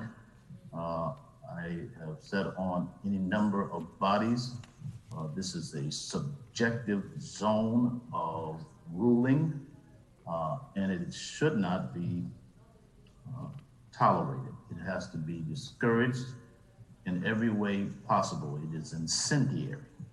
It is disruptive. Not to mention that it is fundamentally offensive and has no place in our meetings. Thank you, Madam President. Thank you, Mr. Ridley Thomas. I completely agree with you. We're going to convene a meeting with the city attorney's office to continue to discuss this issue. Mr. Herman, back to you. Mommy, am I back on? Can you hear me? Mr. Herman, just continue on the items. You've got your 1 minute of general public comment left. Now, as far as these adverse actions mentioned by the speaker against my advocating for or against the projects of what you're doing with criminal corruption, RICO, wasn't it really Thomas who stole state money when building those units out there in his district in the county? Wasn't his son involved in turning his garage? Oh, I'm sorry, it was you, Ridley Thomas, having county workers spend our taxpaying money to fix your garage, fool. Now, going back to development, Jose Luis Huizar always had the boss pattern and practice of corruption like some of you. The sufficient evidence of threats surrounding my First Amendment, my 14th Amendment, and the nerve of you to silence 42 U.S.C. 1983. Fuck you. You got it? Is it clear? Bribery? Next speaker. Hold on for just a second before you call the next speaker. Mr. De Leon. Thank you very much, Madam President. I won't belabor the issue because I just want to underscore what the newest council member just articulated so well. Me being a new member of this august body. I've never have seen, experienced such outbursts of racial profanities, homophobic, profanities, sexist profanities that are how you've been targeted, Madam President, and trust me, subjectively, that angers me that a Latina woman, a woman of color, a woman who's ascended to the presidency of the City Council is subjective because of the first constitutional right, supposedly, that these individuals have. I would say the following. I would like to follow through with you and whichever council members, and whether it's a special session, a closed session, or it's a session with a handful of members, speaking with the city attorney, because I think it's just unprofessional.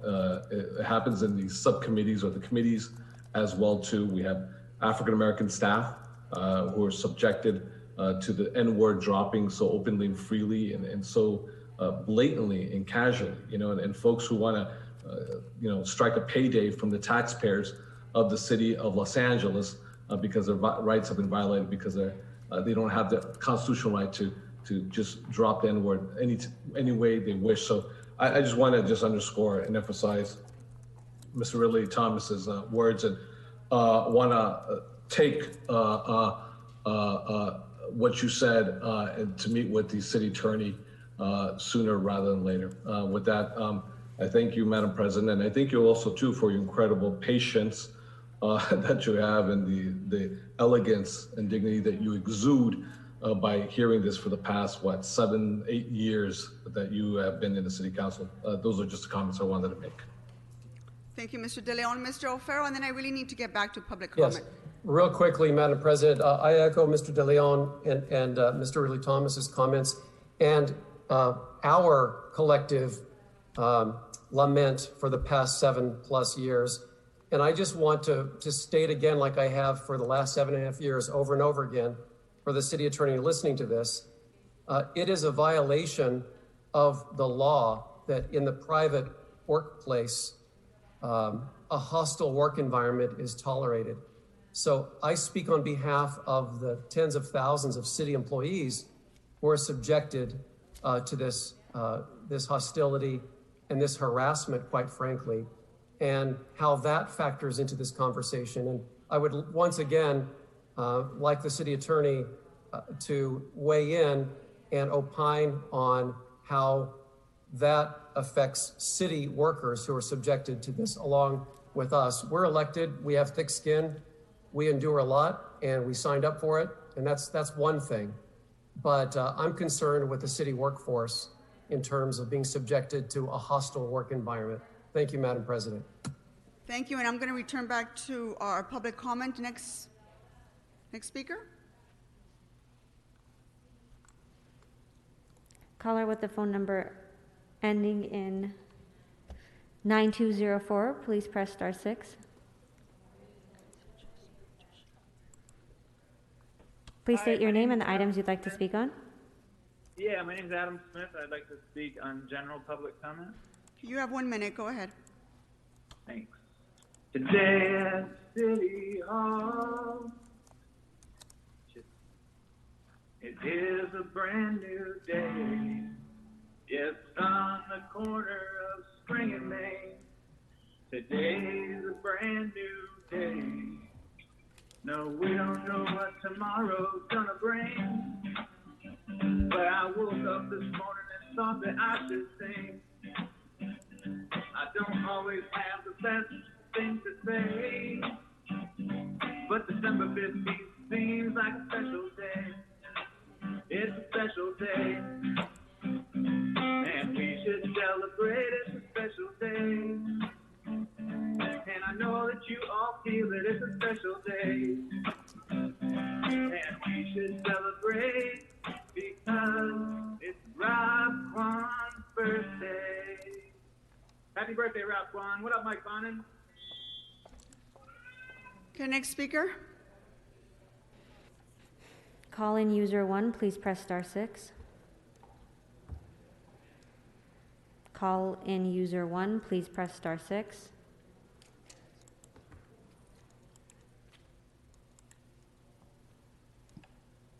Call in user 1, please press *6.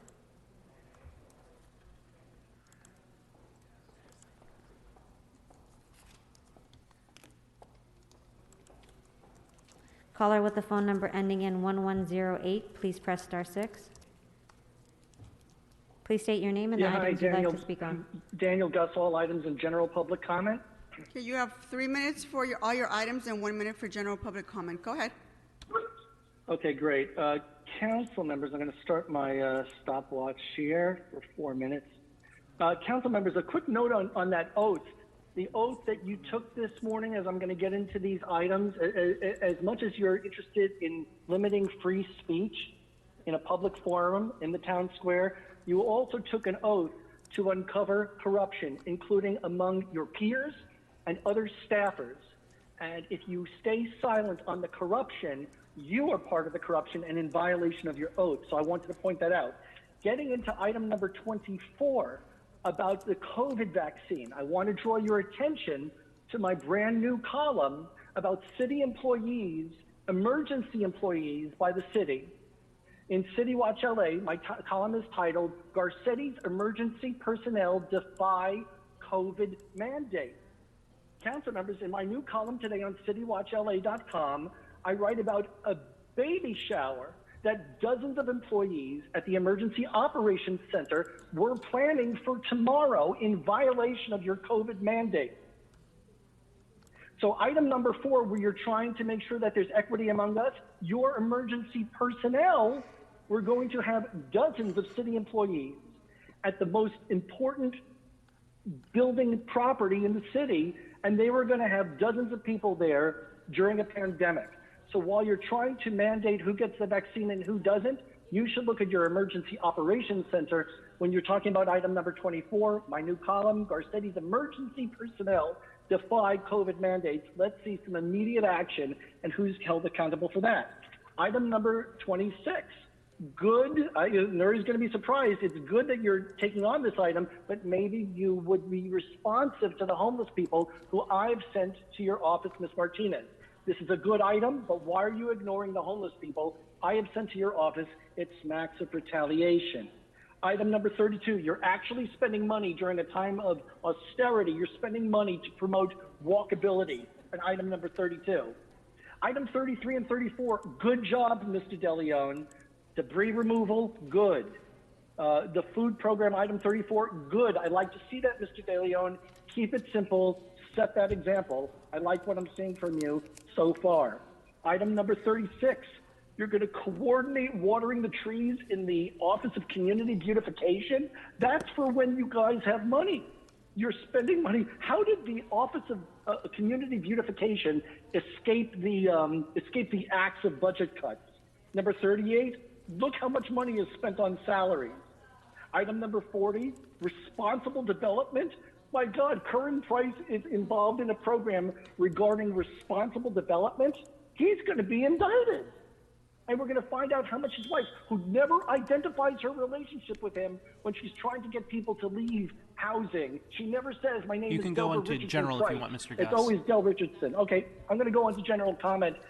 Council members, Mr. Koretz is running for city controller, but he continues to ignore problems like in Ms. Martinez's district, we found a shivering, intact pit bull puppy at an automotive business in Ms. Martinez's district. Their offices have not been responsive to this.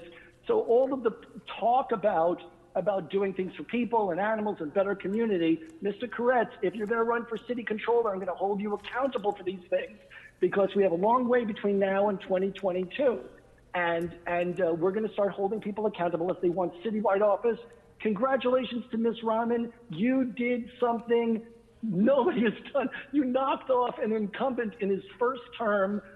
Don't become part of the herd. You stay independent, Ms. Rahman. Have a good meeting. Next speaker. Caller with the phone number ending in 3100, please press star 6. Please state your name and the items you'd like to speak on. Thank you. My name is Maybe a Girl. Pronouns are she, her, and I serve as treasurer for the Silver Lake Neighborhood Council, but today I'm speaking as an individual, and I'd like to comment on item 25 in general public comment. Sure, you have a minute for each. Please begin. Thank you. I'd like to first congratulate newly seated Councilmember Nithya Raman, who represents parts of Silver Lake. I'm very much looking forward to seeing your progressive policies in action. My public comment is that the City Council should absolutely resolve that a local emergency continues to persist within the city, but also that the Council should resolve to take greater action for COVID relief. The Emergency Rental Assistance Subsidy Lottery and the lottery for $800 one-time stipends for only 4,000 restaurant workers is not even close to substantial. Parking restrictions also need to be lifted.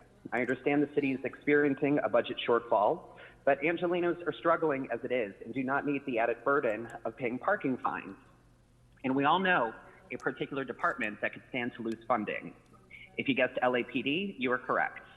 Furthermore, we need you to enact a real moratorium on evictions so as to not exacerbate the existing crisis of people experiencing homelessness in Los Angeles.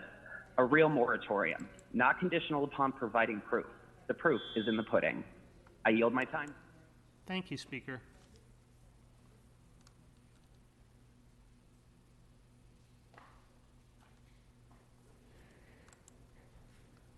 Next speaker. Caller with a phone number ending in 7434, please press *6. Please state your name and the item you'd like to speak on.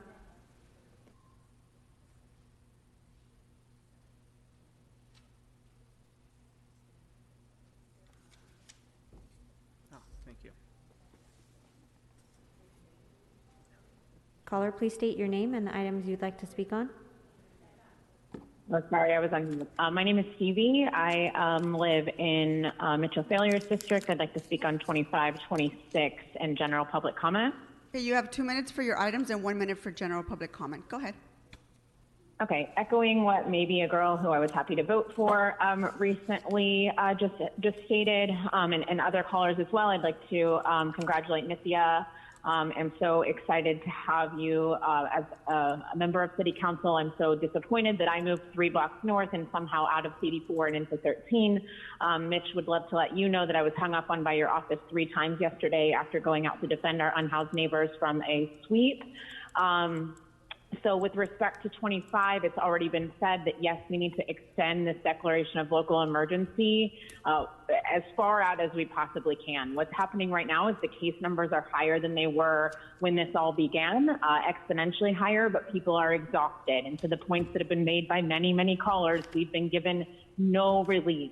$1,200 one time for some folks, so not to include people who are undocumented, mixed status families, is not sufficient for 9 months of a pandemic, and so we absolutely need to extend the emergency period as long as seemingly possible.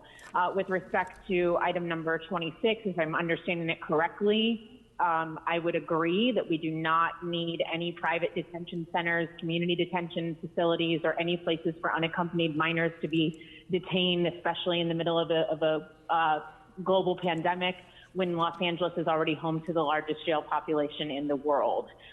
So as a member of the Los Angeles Tenants Union Hollywood Local, I am calling also to ask, as many other callers have, that you provide actual meaningful substantive relief to renters, and that means canceling rent.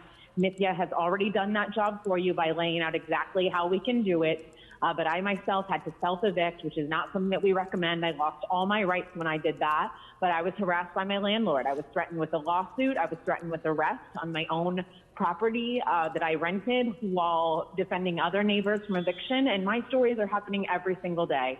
In the tenants union, we are seeing illegal lockouts and evictions and landlord intimidation happening every single day. And guess who it's primarily happening to? Black and Indigenous folks, people of color. We all know what happened in El Sereno over Thanksgiving, and also the fact that we had to have a Black staff member interrupt to remind us that we shouldn't have to be subjected to hearing the N-word 14 times or 15 times, however many times that caller. Like, this is beyond. It's mind-blowing that we're even seen as a progressive city when we have to have debates about whether it's appropriate to put the burden onto a Black person to explain to the rest of us why it's inappropriate to allow a caller to continue to say the N-word over and over again. So Los Angeles' policy of not canceling rent is racist, allowing people not to say racially charged or other words like that. It is a racist term to say the N-word So it matches everything else that we have to have 14 meetings at another date to figure out whether it's okay to say the N-word in the middle of a city council meeting, just the same as we are 9 months into this and have no substantive relief whatsoever. Cancel the rent, cancel. Next speaker.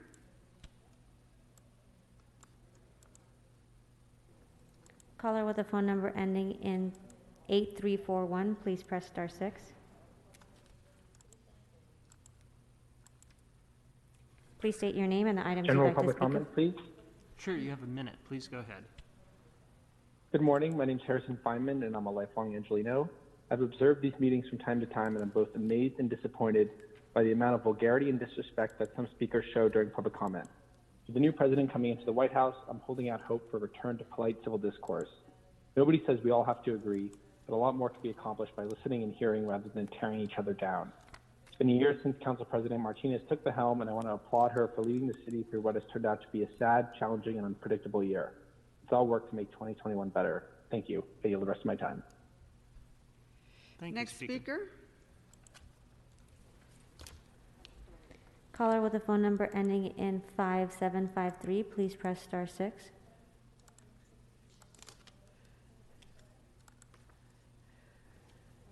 Caller with a phone number ending in 5753, please press star 6. Please state your name and the items you'd like to speak on. Hello, my name is Ruby Rivera. I'm the Director of Community Organizing with Inner City Struggle, and I'm going to be providing public comment. You have a minute. Please go ahead. I'm calling to bring up an issue that other folks have already spoken about, so I'll keep it brief. But I just want to remind you all that existing eviction protections are essential to allowing people to shelter safely in place, but they do not sufficiently address the massive amounts of rent debt that tenants have been accruing during the pandemic. And rental assistance programs have only reached a fraction of the tenants who need support. At some point, that bill will be due for this unpaid debt, and low-income tenants who are already severely rent burdened and still without steady income will not be able to pay it back. More than half of all people in Los Angeles experienced the COVID-related loss of household income, and food insecurity is at an all-time high. This crisis is not affecting everyone equally. Those at the lowest income levels, tenants and people of color, are bearing the brunt on all fronts. Low-income communities of color have disproportionately experienced job losses and are more likely to be behind on rent. The city needs to set up a mortgage and small landlord relief program now, allocate local funds, and be vocal in calling for federal funding to be allocated for this purpose. The federal government is not going to do this without pressure, and the city should be our biggest advocate.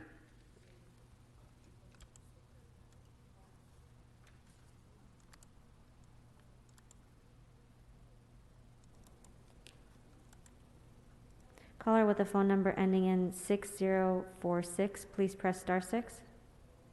Please state your name and the items you'd like to speak on. Sarah Hernandez, general public comment. You have a minute. Please go ahead. I wanted to take some time today to call out the tremendous job that Council President Martinez has done presiding over what is arguably one of the most difficult and tumultuous times in the history of the city. As a Latina, I'm extremely proud of her role as the first Latina council president. She is a role model for little girls across the city. And I think it's incumbent on everyone, not just the racist, machista, chauvinists that show their true colors in this public comment time and time again, but even those who profess to be our progressive allies, to reflect on what women in leadership must endure every day. And unfortunately, these council meetings put it on full display. It's not just the outright insults, it's every microaggression that our council president is endured by countless women who only know too well what it was like to be in her shoes. So I hope we take a moment to reflect on that today before people make their comments. Thank you.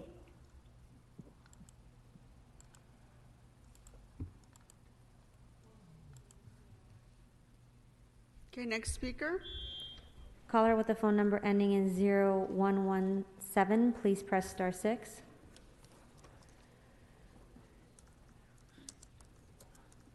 Please state your name and the items you'd like to speak on.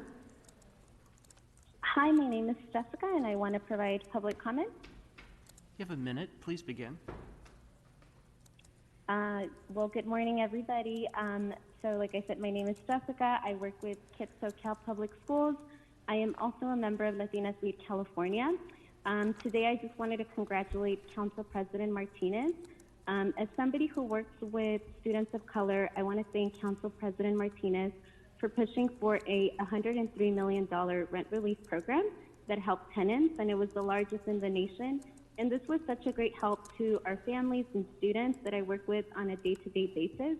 I look forward to seeing a strong Latina continue to lead with compassion and with all Angelenos in mind. And just thank you for being a role model to so many of us.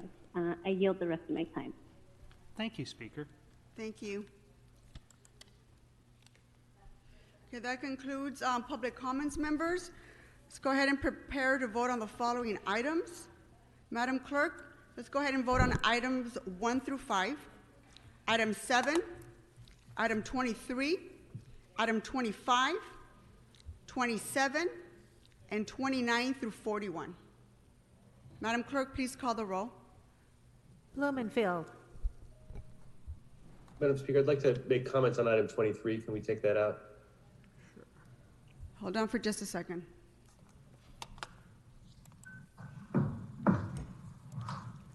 Okay, there's been a request to go ahead and remove item 23. Thank you, comments Madam. from Mr. Blumenfield. Can we please prepare to vote on the rest of the items? Yes. Okay, I'll call you later. Okay. I'll call you after. Okay, bye-bye. Councilmember Blumenfield. Blumenfield, aye.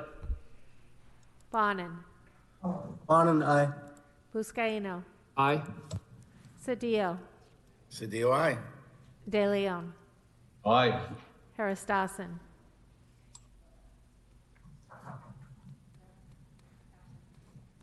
Koretz. Aye. Krikorian. Aye. Lee. Aye. Martinez. Aye. O'Farrell. Aye. Price. Aye. Rahman. Aye. Ridley Thomas. Aye. Rodriguez. Aye. 14 ayes, these items are adopted.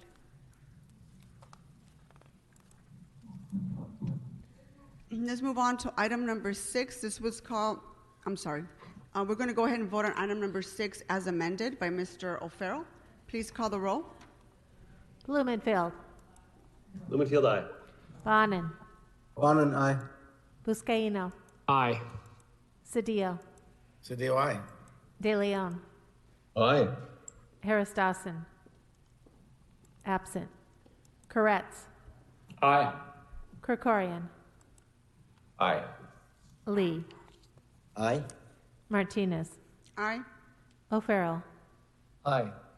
Price. Aye. Rahman. Aye. Ridley Thomas. Aye. Rodriguez. Aye. 14 ayes, this item is adopted as amended. Okay, let's move on to item number 20. This was called special by Mr. O'Farrell for comments. Thank you, Madam President. This is an item that has a very short window. Colleagues, this motion I introduced, which authorizes the city administrative officer to apply for the second round of California's Homeless Housing Assistance and Prevention Program, known as HAP, H-H-A-P, which was approved by the state and signed by the governor in 2019, state funding. There was no state allocation as of 2020 because the pandemic hit right as we were about to receive approvals across the state for the most ambitious and the most robust level of funding that the city or the state has ever seen, but COVID set us back, which makes this allocation of HAP funding even more critical at this time. We approved it in homelessness and poverty last week, so we're now eligible to receive up to $55 million in HAP Round 2 funding as our city so desperately and obviously needs. This application period ends at the end of January, meaning next month, so it's essential that we approve this item today in council. Both the CAO's office and the CLA's office are working diligently to gather the required information in order to secure the funding, but we'll need them to report back to this council at the very next meeting we have in January with the recommendations for funding categories based on the input of various stakeholders.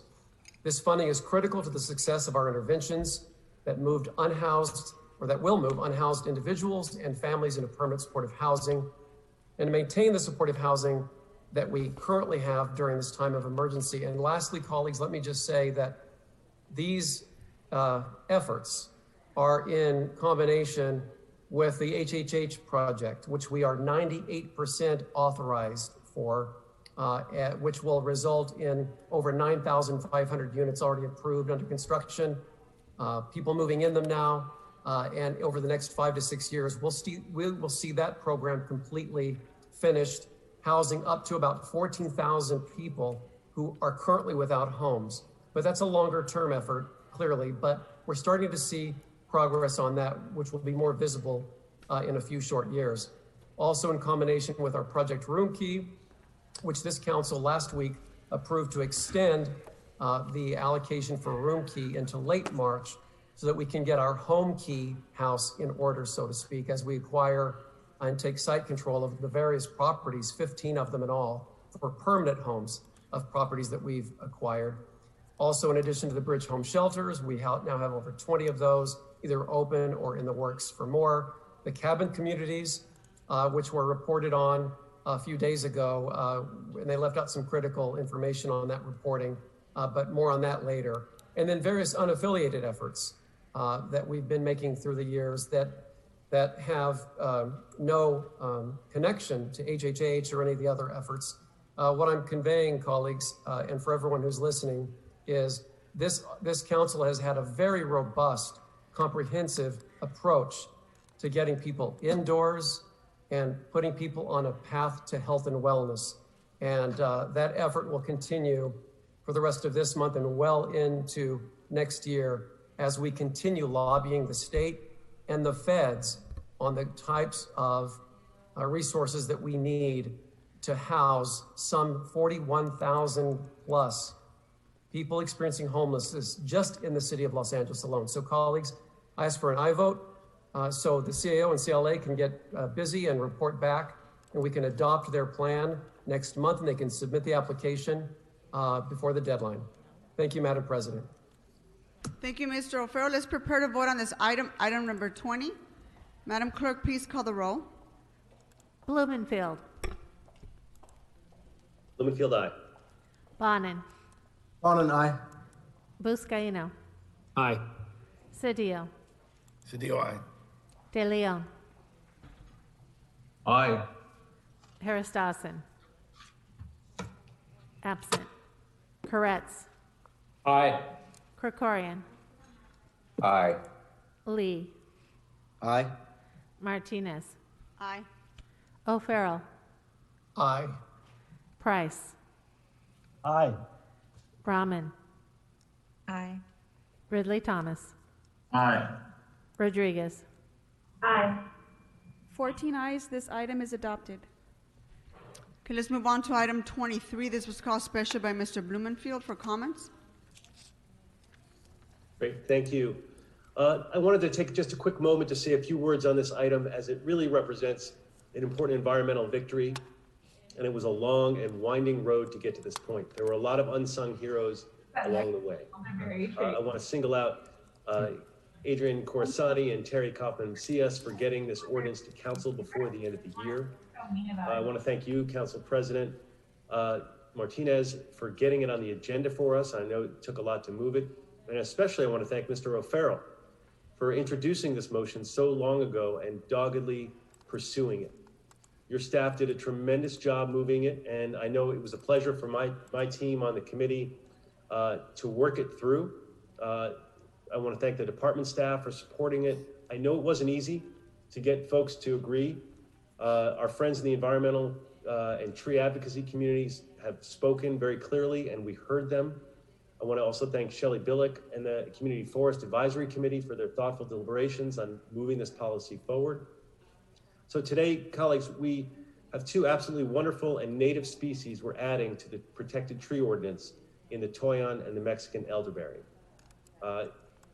It's a big deal, and I'm a huge advocate, as all of you know, for greening the city and greening the valley, protecting our urban tree canopy, but while moving responsibly to develop as efficiently as possible. And we were able to walk that road on adding these new 2 species. Tremendous respect for our Streets LA leaders, and that includes our Urban Forestry Division as well as our Chief Forest Officer. They were pivotal in getting this approved, even though they had some real concerns about cost and how it gets implemented. And I've also got to mention and respect our Citizens Forest Advisory Committee, volunteers committed to the cause. They really pushed the envelope on this issue, and we made changes in committee to reflect that. So today we'll do our best that we can for our tree canopy through this ordinance. And for folks, didn't solve everything, but the wildlife pilot study and the other pending motions on the protected tree ordinance overhaul are coming next. There we'll consider additional reforms to the protected tree ordinance, such as assisting developers at the beginning of the permitting process phase rather than near the end. So developers should be able to be advised at the outset of their projects what the city expects as far as trees go, and the removal of protected native species are avoided by doing that up front. That's in that next phase. And they should be informed early of what's necessary, and making sure that the current board mandated 4-to-1 ratio is observed. And this education of developers up front could serve to make the removal and replacement of trees less common, generally help reduce and avoid the expressed need for off-site and out-of-kind replacement. All of that is coming up through committee, but today we add 2 wonderful species into the protected tree ordinance in the Toyon and the Mexican elderberry. I ask for your aye vote, and thank you to everyone who moved this forward, and it took a lot of years. So congratulations to everyone, Mr. O'Farrell, and I ask for your aye vote. Mr. Koretz? Thank you, Madam President. I just wanted to add my voice in thanks to Mr. O'Farrell and to Mr. Blumenfield and CFAC for this action today. The Toyon and Mexican elderberry provide food and habitat for local wildlife and help us to protect their entire ecosystem. And the Toyon is even the city's official city native plant since 2012. And it would be embarrassing not to protect it. I'm very proud that we're taking this step today and ask for your aye vote. Mr. O'Farrell? Thank you, Madam President, and thank you, gentlemen, for mentioning the hard work of my team. I have personal experience with the Toyon and the Mexican elderberry in a canyon that I lived in here in Glassell Park many years ago, when an entire stand of Toyon in a very steep hillside area, or relatively steep, was just removed one day, and it was sitting on private property. And I feel to this day that the property owner did not realize what they had and how it was a wildlife habitat. And so we see the importance of this. It's very important to Indigenous Americans, to local Native Americans and tribes. And so I also come to it with that spiritual component. And these are highly valued indigenous species that help our local environment. And lastly, I will say, although the inventory is relatively high, the Toyon and Mexican elderberry only make up less than 1% of our entire shrub and tree inventory. So it's just some context to consider. And I want to thank Mr. Blumenfield and his office for really sifting through all of the intricacies of this complex issue and landing on something that we feel is very solid. So great work all around to you and your team, and of course, the city departments and all of the volunteers in our environmental community who spoke at committee, I believe it was last week, that gave their input and their knowledge, quite frankly, to help inform this conversation over the last several years. So I echo your comments, Mr. Koretz and Mr. Blumenfield. Kudos to all. Thank you. Mr. De Leon? Thank you very much, Madam President. I just want to add my comments to Councilmember Mitch O'Farrell. Kudos to him. Kudos to everybody involved, all the stakeholders. But I want to give a very, very special recognition to the chair of the Commission of Public Works, that being Bob Blumenfeld. I learned a lot about the Mexican and the elderberry as well as Toyon. I have to admit, my knowledge base was not as deep and as rich on these particular trees, but Blumenfield did a spectacular job navigating the interests of everyone involved, and I just want to give a special shout out of recognition to him. Thank you. Thanks, Kim. Thank you. Let's go ahead and prepare to vote on this item. Madam Clerk, please call the roll on item 23. Blumenfield. Blumenfield, aye. Bonin. Bonin, aye. Buscaino. Aye.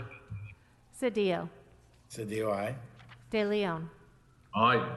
Harris Dawson. Absent. Koretz. Aye. Krikorian. Aye. Lee. Aye. Martinez. Aye. O'Farrell. Aye. Price. Aye. Rahman. Aye. Ridley Thomas. Aye. Thank you. Rodriguez. Aye. 14 ayes, this item is adopted. Okay, let's move on to item 24, called special by Mr. De Leon for comments.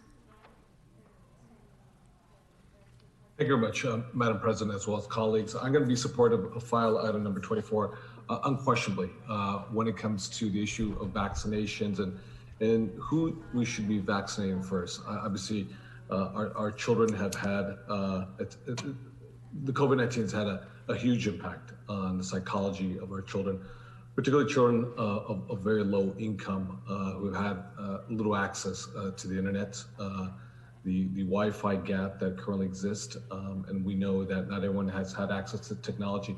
But I want to highlight something about their parents too, because I want to put this in context as we roll out vaccinations at a national level and at a state level. As of today, to share some raw numbers for LA County, of those individuals who actually have been infected by the coronavirus, 207,000 Latinos have been infected by COVID-19. 47,000 whites, 17,000 Asian Americans, and 15,000 African Americans. Of those who have succumbed to COVID-19, complications of COVID-19, specifically to date, it's been a little more than 5,000 Latinos. The next number up is 1,800 whites and 1,100 Asian Americans and a little over 700 African Americans. Obviously, when we take raw numbers and we take percentages of current populations too, we see clearly that the coronavirus has devastated communities of color. In the nascent stage of the coronavirus, when folks were talking about Wuhan, China, and parts of Italy and the large infection rates globally in two opposite ends of the planet, it was the narrative in Los Angeles was that those who have the financial wherewithal, those who have money and can travel globally, whether it was for pleasure, tourism, or whether it was for business, the Pacific Rim, those were the folks in the early stages that were being infected. But it was only a matter of time that this virus would migrate and devastate those communities where you have multi-generations under one roof, those communities where you have incredible density, those communities where you have deep entrenched poverty, those communities where you have freeways surrounding those neighborhoods where the children breathe into their lungs every single day, NOx, SOx, particulate matter, 2.5, all that dirty ozone that has been part of the narrative of who we are as a city and region in Los Angeles. And those neighborhoods where they don't have an HMO or PPO, they don't have access to Kaiser, Blue Shield, Blue Cross, Health Net, or whatever type of healthcare provider. Their emergency room most likely is the ER room, whether it's at MLK or whether it's at LA County USC, or whether it's a community clinic in the neighborhood. So we see the hot spots clearly because it's empirical, not political, that nursing homes and assisted living were devastated. And the next hotspot cluster were communities of color, Latinos, immigrants, Blacks, and Asian Americans. Yet at a countywide level, and especially at a citywide level, we don't see the same approach. whether it had to do with antibody testing, PCR diagnostic examination for COVID-19, or whether it was relief money that was an afterthought, not with strategic thinking, but clearly these individuals are also are essential workers, because guess what? If you're a pescatarian or vegan or vegetarian or carnivore, you don't eat without these individuals, because they're the ones who put the food on the table. They're the ones who take care of the children of the rich and famous, other parts of the city. They're the ones who make this city work. That's why whatever approach that the county, state, and federal level moves forward on, I want to see vaccinations also too. That also is inclusive and that's equitable with the individuals who have suffered the most. With that, thank you, Madam President. We surely will be supporting your motion, and I thank you once again for your leadership. Thank you, Mr. De Leon. Mr. Ridley Thomas? Madam President, thank you for the opportunity to be heard. The pandemic has been particularly challenging for our most disadvantaged children who have experienced the greatest difficulty, distance learning. And I want to assert that these inequities puts us in danger of having a generation left behind. These are the insights that are being articulated with regularity from experts in the field of education, higher ed, K through 12, etc. So this resolution represents a critical step, Madam President, to putting students and families first. And there's nothing wrong with that ever.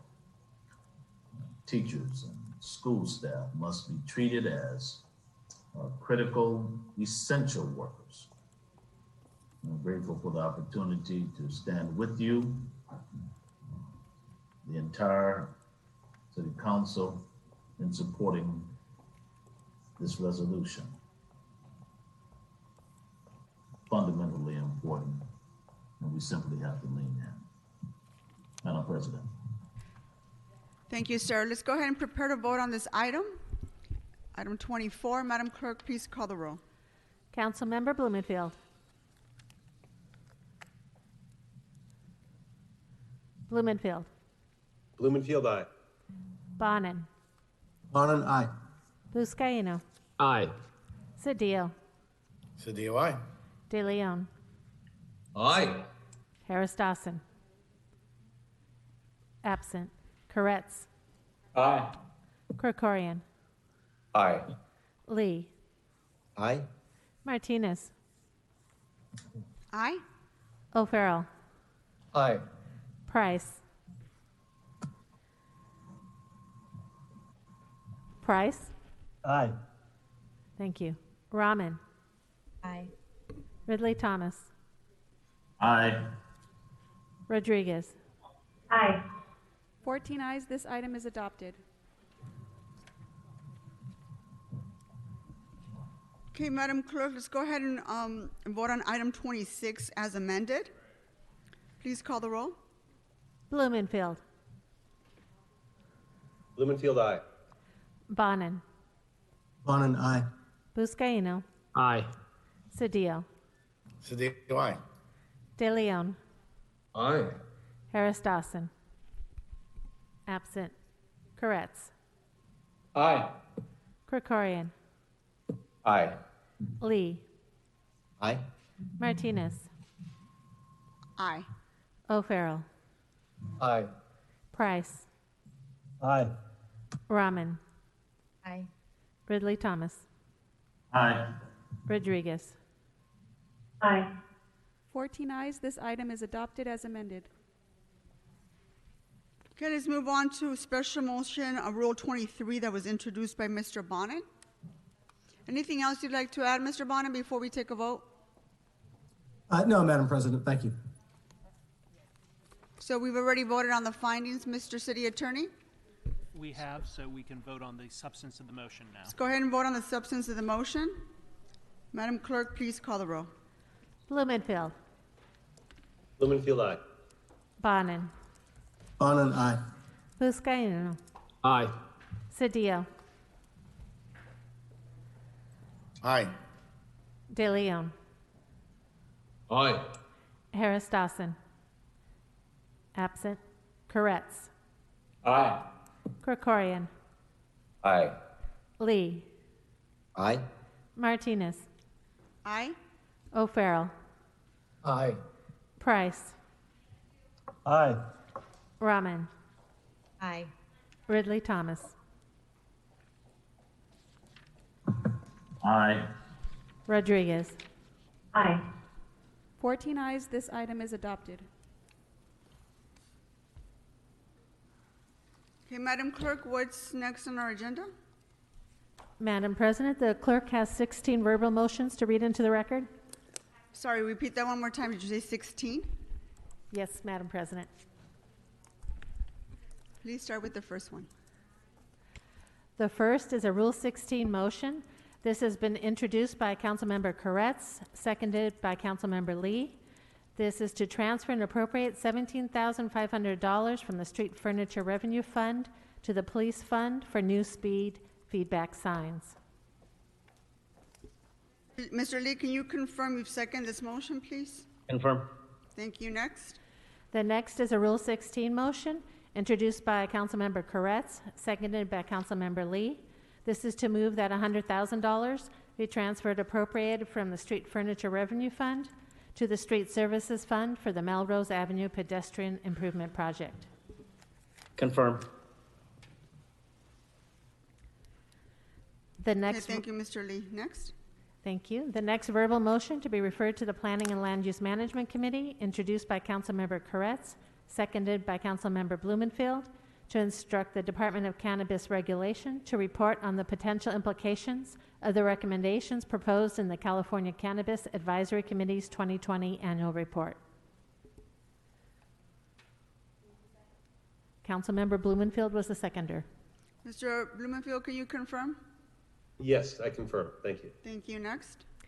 The next is a motion to be referred to the Planning and Land Use Management Committee, presented by Councilmember Koretz, seconded by Councilmember Harris Dawson, instructs the Planning Department to prepare an ordinance to update the Adaptive Reuse Ordinance. Mr. Harris Dawson's not in our meeting. I'll be Anyone happy else? to make the motion on his behalf. All right, thank you. So that's been confirmed by Mr. Bonin because Mr. Harris Dawson's not here. Thank you, Okay, Madam next President. one. The next is a resolution to be referred to the Rules, Elections, and Intergovernmental Relations Committee, introduced by Councilmember Koretz, seconded by Councilmember Krikorian, to include in the 2021-22 state legislative program opposition to SB 10.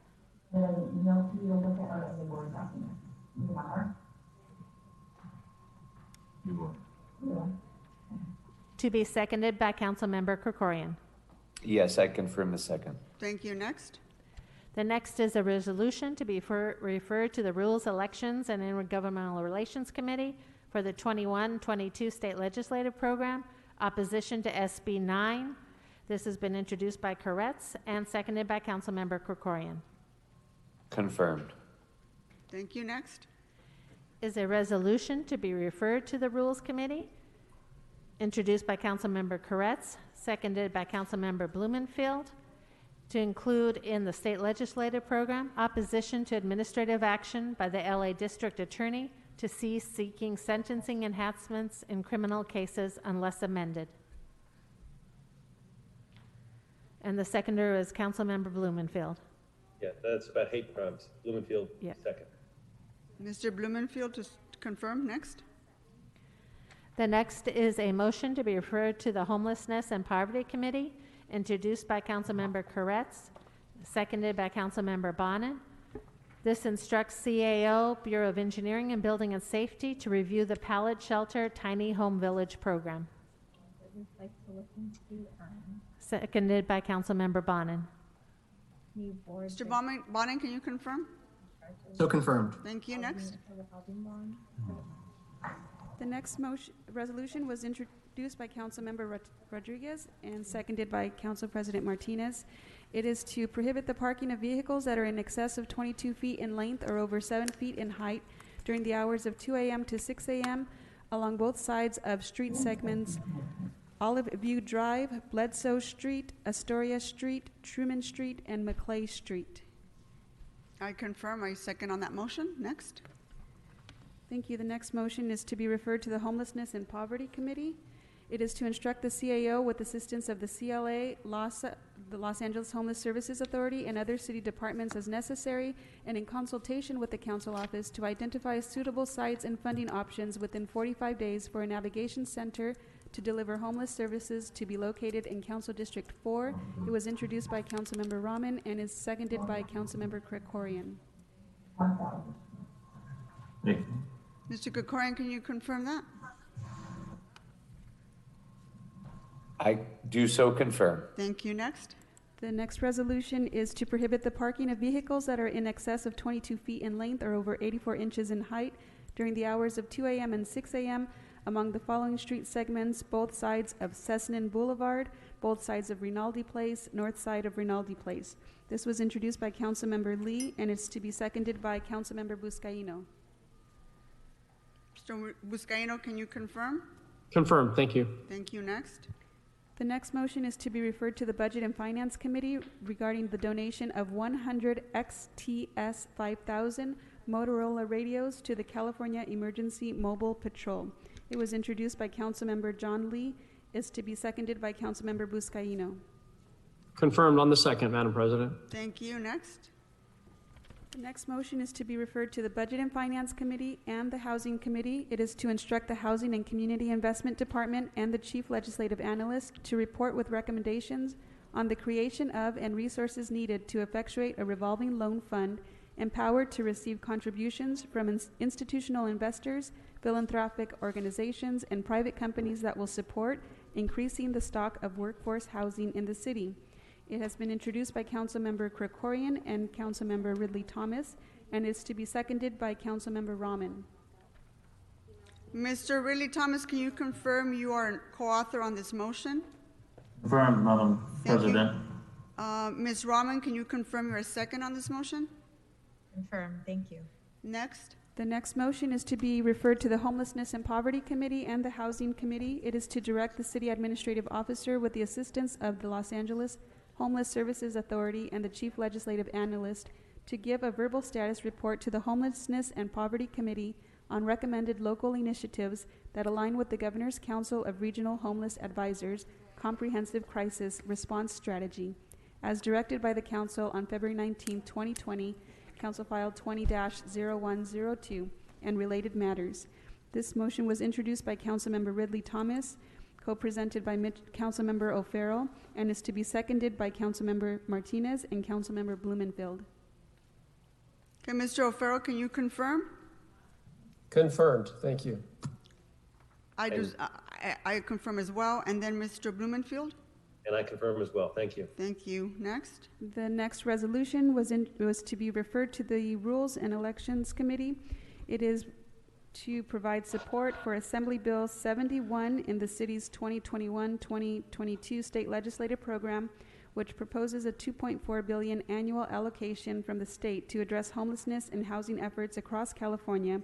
It has been presented by Councilmember Ridley Thomas and Councilmember O'Farrell, and it's to be seconded by Councilmember Martinez. Mr. O'Farrell, can you confirm? Confirmed. Thank you. As do I.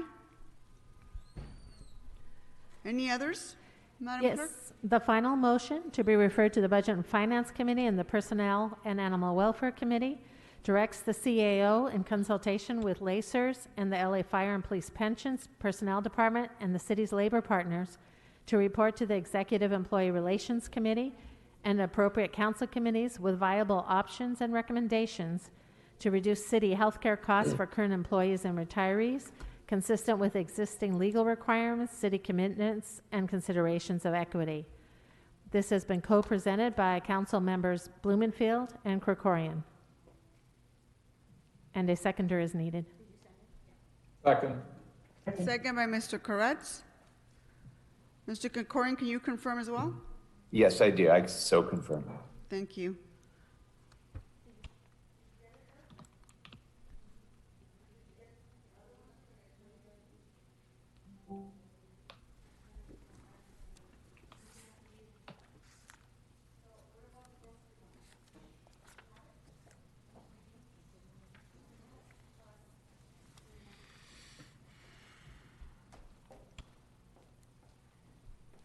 Madam Clerk, I believe there's a few others that we're waiting for.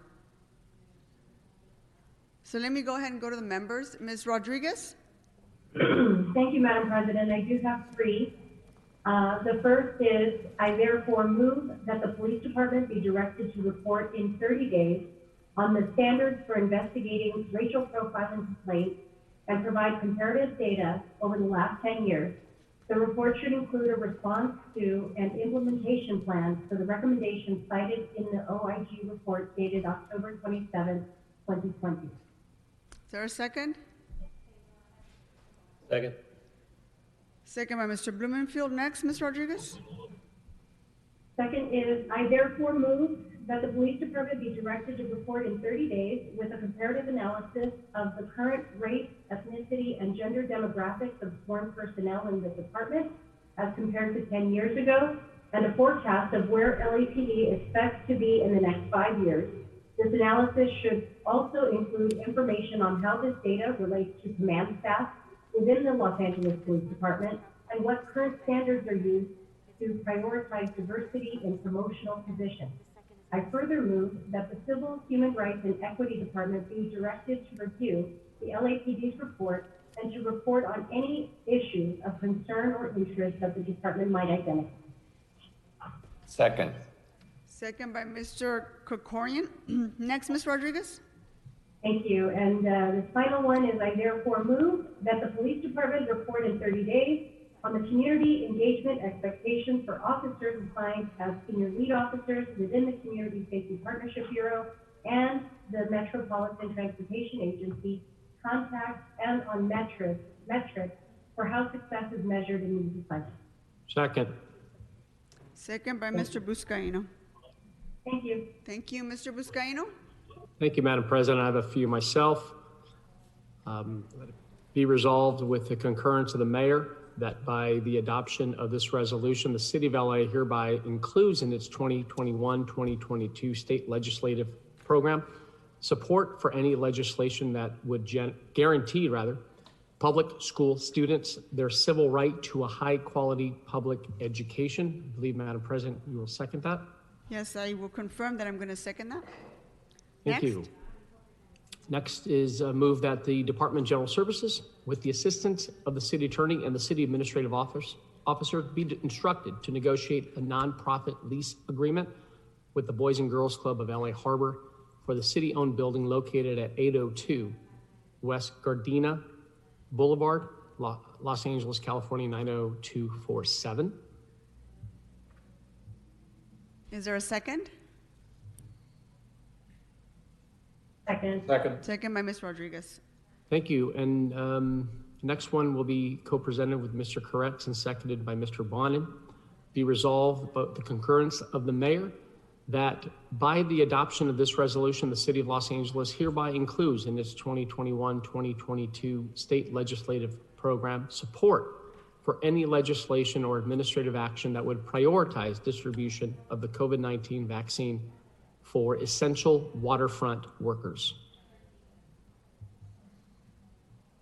Mr. Koretz, can I get a confirmation you co-introduced this? Yes, certainly. And Mr. Bonin, you've seconded this? Yes, I'll confirm.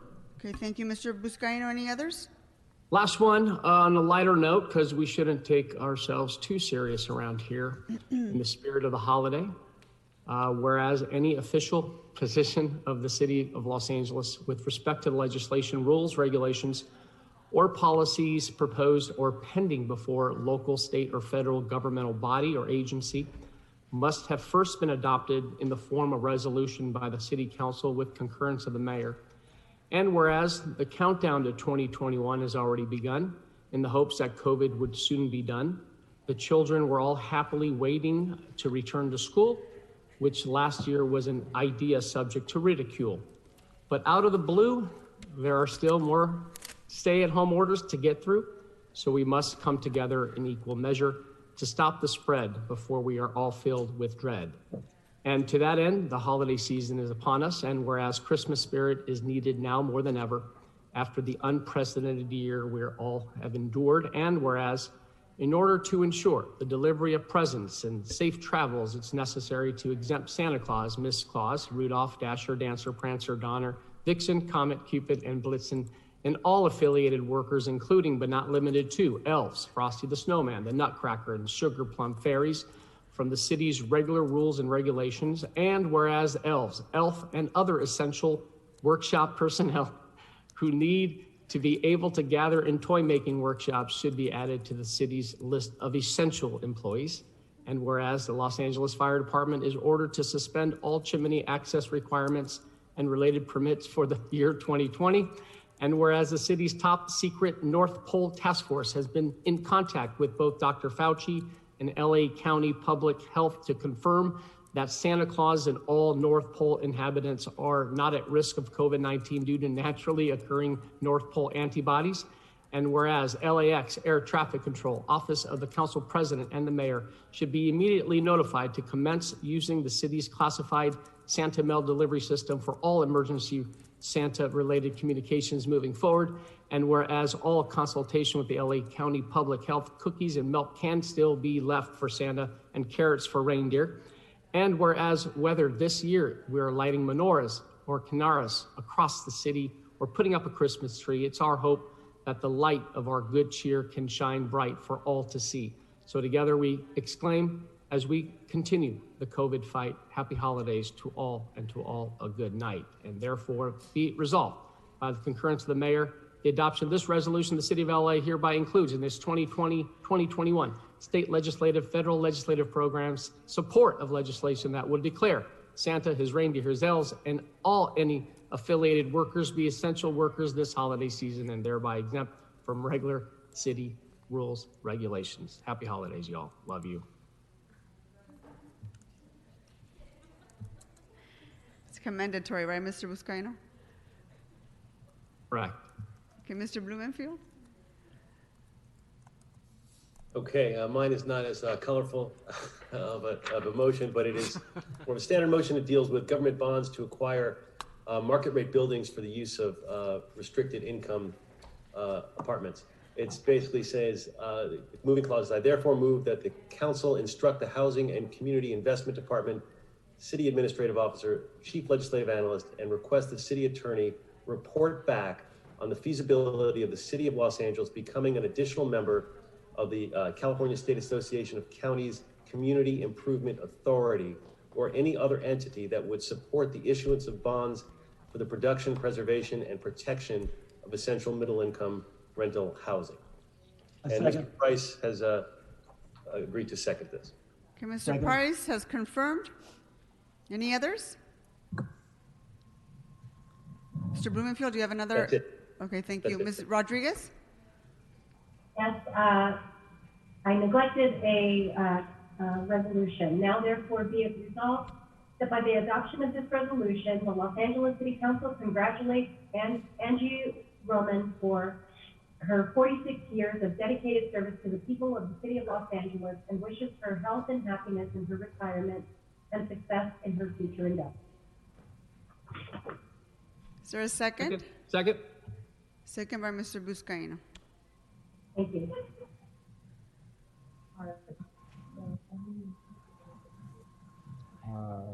Let's see if the part. Okay, Madam Clerk, what is before us now? Madam President, I have one additional motion to read into the record. Go ahead. This is to be referred to the Economic Development Committee. This moves that the Office of the City Attorney be requested to draft an emergency ordinance that will provide all on-site grocery workers at grocery stores with 300 or more employees with an additional $5 per hour in wages for the period of the effective date of this ordinance, during which the City of LA is in a widespread, substantial, or moderate risk level, purple, red, or orange, and until such time as risk levels return to minimal, yellow, under the state health orders. Second. For the record, this has been co-presented by Council Members Martinez, O'Farrell, Price, and Koretz, and seconded by Council Members Ridley Thomas and Cedillo. Can I get confirmations of the co-presenters, please? Lgbt confirmed. Confirm. Koretz confirmed. Thank you. Cedillo confirmed. Thank you. Price confirms. Lgbt confirmed, Madam President. Thank And you. O'Farrell. Madam Clerk, what's before us now? Council has motions for posting and referral. Posted and referred. Madam Clerk, we're going to go ahead and proceed with the election of Council President and Council President Pro Tem. I'm going to go ahead and turn over the gavel to our City Clerk, Holly Wilcock, who's here in our council chamber. She will be the presiding officer for the election of Council President, and the newly elected Council President will then go ahead and preside over the election of the Council President Pro Tem. So let's all please welcome back our City Clerk, Holly Wilcock, who's here.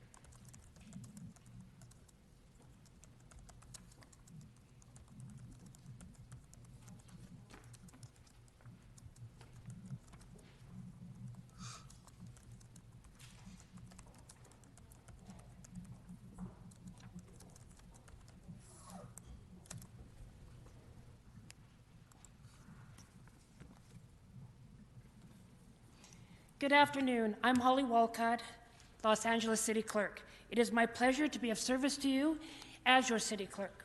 Pursuant to Council Rule 1, the next order of business will be the election of the Council President, which requires a majority vote by open ballot. Public comment has been held on this matter. It has been the tradition of the City Council to conduct the election of the Council President by a voice vote, conducted in alphabetical order.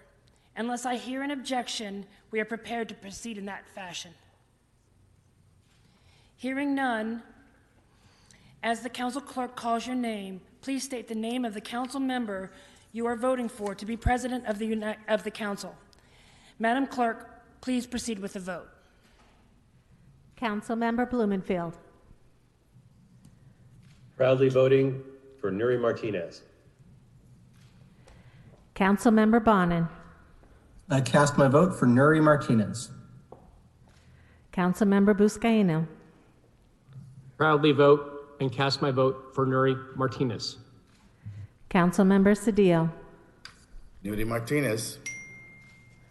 Councilmember De Leon. Nuria Martinez. Councilmember Harris Dawson. One more for Martinez. Councilmember Koretz. Happily for Nuri Martinez. Councilmember Krikorian. Nuri Martinez. Councilmember Lee. Nuri Martinez. Councilmember Martinez. Nuri Martinez. Can you hear me? Say it again. Nuri Martinez. Thank you. Councilmember O'Farrell. Proudly supporting and voting for my sister, Nuri Martinez, and her great leadership of this city council. Councilmember Price. Another vote for Nuri Martinez. Councilmember Rahman. I'm voting for Nuri Martinez, and especially proud to do it as the third woman on a body where there are very few women indeed. Councilmember Ridley Thomas. Brady Martinez in the house. Councilmember Rodriguez. Councilwoman Nuri Martinez. 15-0. That is unanimous. Congratulations, Nuri Martinez, for being reelected the council president. I will now turn the chair back over to you for the pro tem election.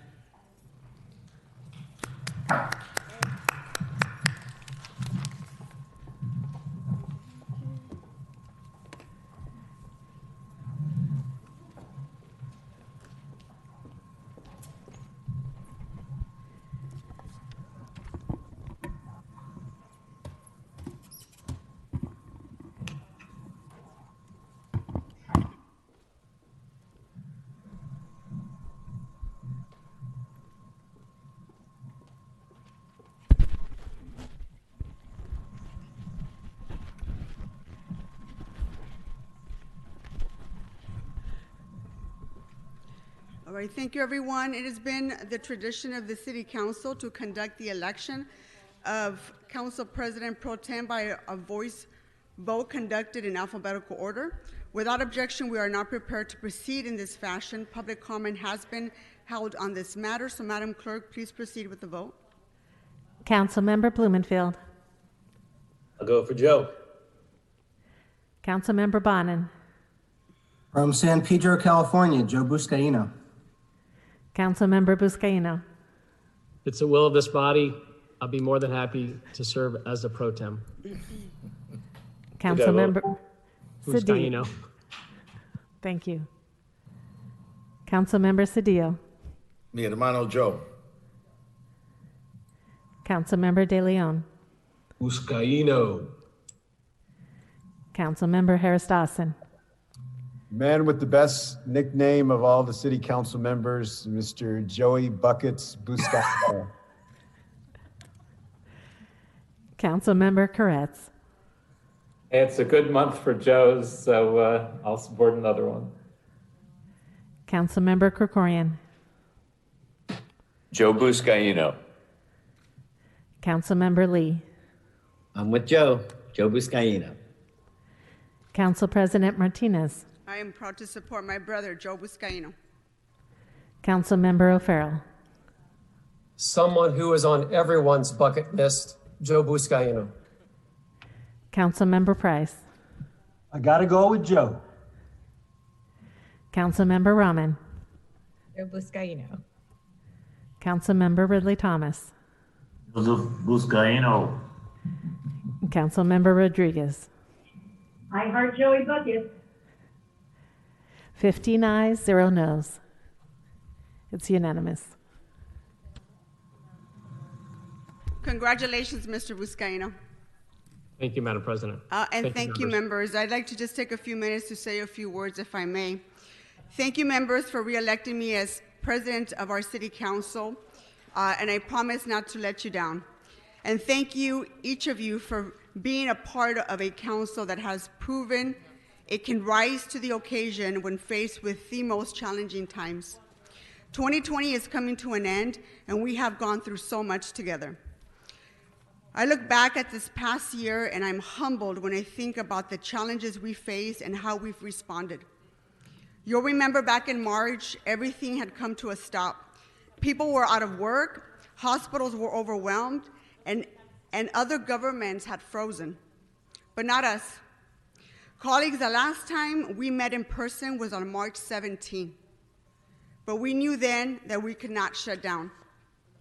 And within 10 days, this council was back at conducting the people's business. While other levels of government failed, we met every single time. The council responded with urgency because Angelinos needed us to. This council had the courage to lead.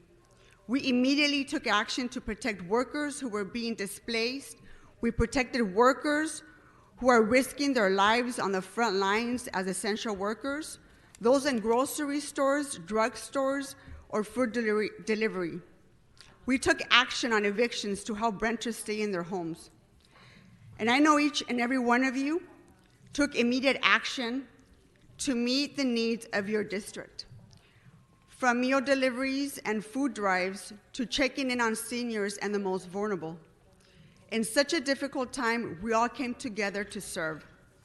When you first elected me as your city council president in January, We made a commitment that this council will enact a families first agenda, and that's exactly what we did.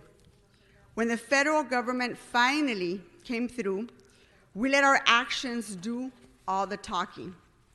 We provided the largest rent relief package in the United States. We moved over $100 million to help struggling tenants pay their rents and help mom and pop landlords pay for their mortgage. We created alternative learning centers so that kids can have a safe place to learn while their parents went to work.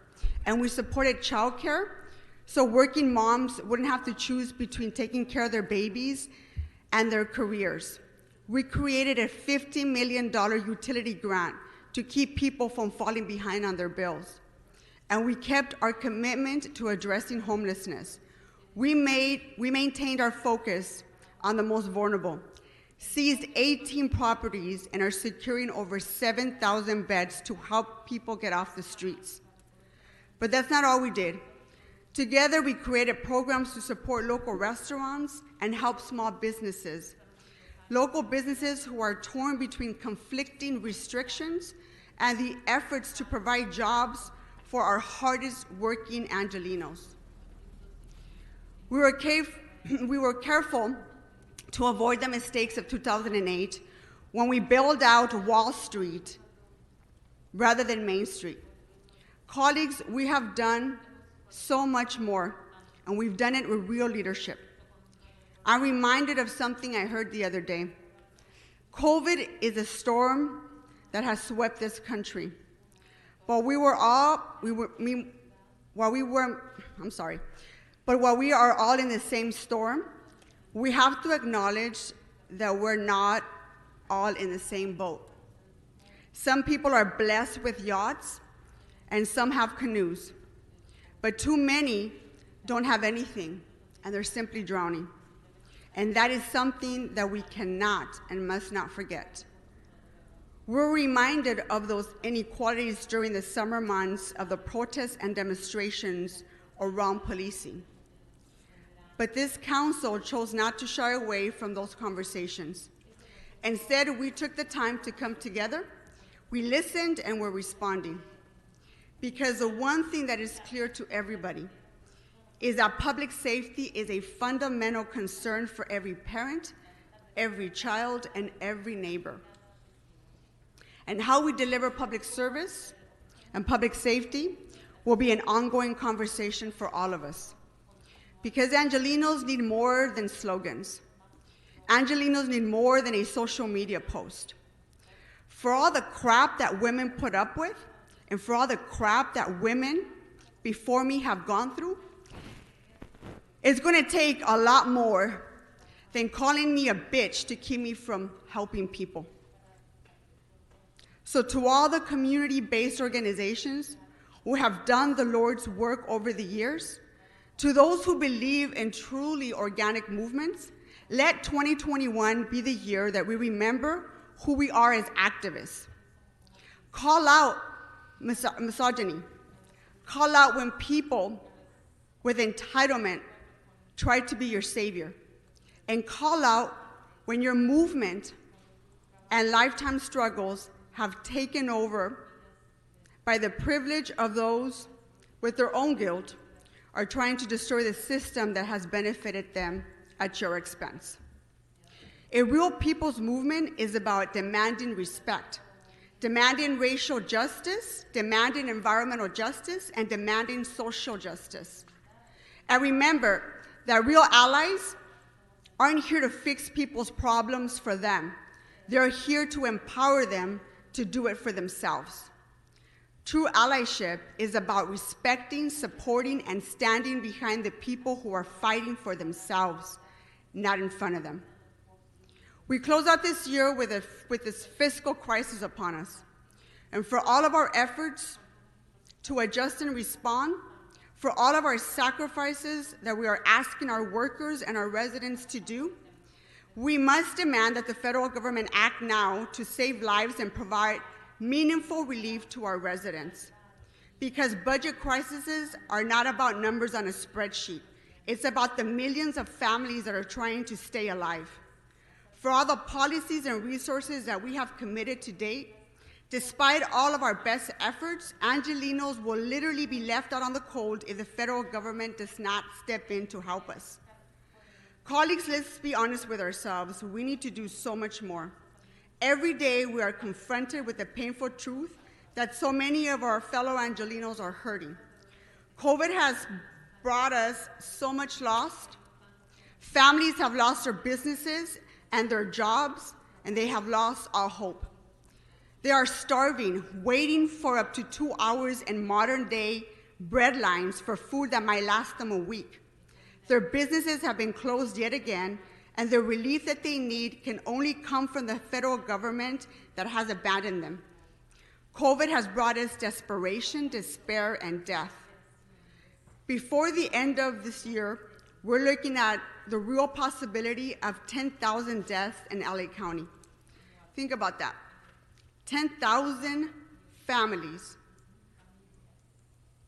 who will be without a mom, a father, or a sibling, who would go into these holidays with an empty seat at the dinner table.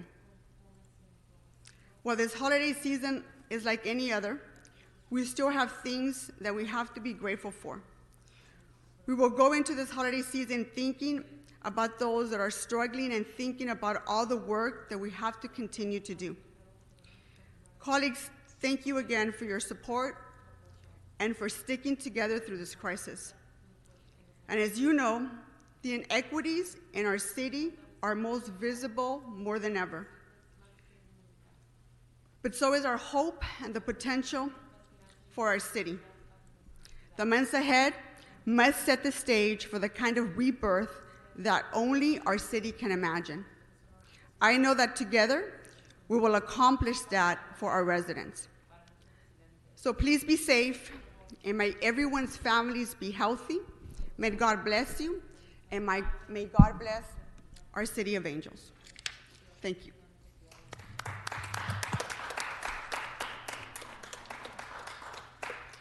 Madam Clerk, we're going to go ahead and move into announcements. Members, are there any announcements?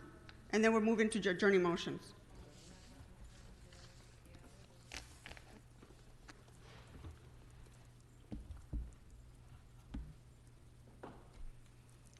Any announcements, members? Okay, Mr. Price, do you have an announcement? Thank you. Madam President, last week I mentioned that this week we'd be celebrating the 25th anniversary of the Central Avenue Jazz Festival. And indeed, last night it was a great kickoff as we highlighted the first Jazz Festival in '96 and also talked about the new Angels Walk program that's going to be coming down Central Avenue. Well, tonight we kick off the second evening of celebration with Barbara Morrison and the Boo Crew. They're going to be performing at 8 o'clock this evening on Channel 35 or at www.centralavjazzfest. We're just so excited and so proud about this week of celebration. Tomorrow, Wednesday, it'll be Robert Glasper and Terrence Martin. And closing out the festival on Thursday, December the 17th at 8 p.m., going to be the Jazz Classics, featuring Patrice Rushen, Ernie Watts, Marvin Smitty Smith, and Reggie Hamilton. So again, just encouraging neighbors, family, and friends to tune in tonight at 8 p.m. for Barbara Morrison, second leg of our 25th anniversary celebration of the Central Avenue Jazz Festival. All are welcome, and it's free. And if you can't tune in, you can certainly go to www.centralavjazzfest.com to enjoy this program. Thank you, Madam President. Thank you. Let's move on to adjourning motions, members. There's been several requests for adjourning motions. Mr. De Leon?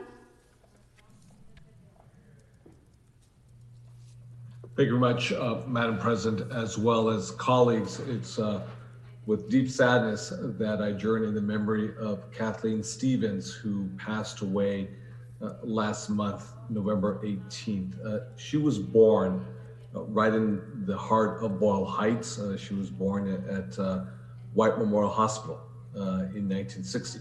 And Kathy was a proud product of LA Unified School District. She was from Franklin High School in Highland Park. And in 1977, before becoming the first in her immigrant family to obtain a degree, she graduated from Cal State Los Angeles, Golden Eagles. She was a long time volunteer, a public servant, working as a PTA president of Eagle Rock Elementary School for many, many, many years. She participated in neighborhood efforts like Operation Sparkle and Clean Streets. She also ran a massive toy donation program for huérfanos, orphans, in Tijuana, Baja California, and supported numerous student mentorship programs, namely Operation Kids Hope, again, at Eagle Rock Elementary School. Kathy was a neighborhood watch captain, LAUSD class mom, softball coach at the local LA City Public Park, and was mom to everyone that she met. Now, Kathleen is survived by her husband, Bruce, of 43 years, more than 4 decades, as well as her son, Jacob, who's a wonderful young man, a great friend, her daughter, Amber, plus her husband, Adolfo, and their daughter and granddaughter, Alouette. Kathy was a 42-year resident of CD14 and will be remembered for her dedication to her community. So with that, Madam President, as well as colleagues, again, I adjourn in the memory of Kathy Stevens. Thank you. Thank you, Mr. De Leon. Mr. Price for an adjourning motion. President, members, I ask that we adjourn in the memory of Ever A. Linares. He was one of the millions who contracted COVID-19 during this horrific pandemic. After a week-long battle fighting to stay alive, God called him home on November the 30th, 2020. He leaves behind 7 children: Alex, Leah, Ever, Randy, Heaven, Mila, and Cyrus, as well as his wife, Andrea. Not only dedicated to providing for his family, but he was also committed to putting others first. Despite having to deal with his own health adversities, Ever dove headfirst since the onset of COVID-19, providing PPE and masks to underserved communities among the many other services that he provided. As a man of God, he wanted to help others and those in need. He was extremely involved within his community in so many significant ways that his involvement changed the dynamic of South Central. Mr. Linares was one of the co-founders of Resilient, a nonprofit services organization in South LA. He was committed to making communities safe and resilient by providing community-based violence interpretation services, uniting businesses, students, residents, local government agencies, churches, and community-based organizations that serve our youth and young adults. He encouraged collaborative efforts that emphasize education, training, empowerment, and unity. He was also an instructor for the Urban Peace Institute, using this platform to promote peace and violence interruption strategies in cities affected by gangs, poverty, and violence in the U.S. He instructed and developed community intervention and community outreach workers nationally. Most recently, my office joined with him and Resilient to distribute over 100 turkeys to families in need, and was looking forward to working with him on many other efforts to improve the quality of life for citizens in my district. Ever's presence and his passing will be sorely missed. Thank you. Thank you, Mr. Price. Mr. Buscaino? Miss. Yes, Mr. Herzog. Madam President, I just wanted to make a few comments and be added to that adjourning motion if Mr. Price pleases, and just say a word about Ever. Yes. Community intervention workers, particularly at the dawn of COVID in our communities, went out before there was PPP available to them. We remember Ever in particular, we remember being very concerned about all of them, but they were very clear, like, if we're not out on the streets, we're not talking to people, we run the risk of spiraling downward during this crisis period.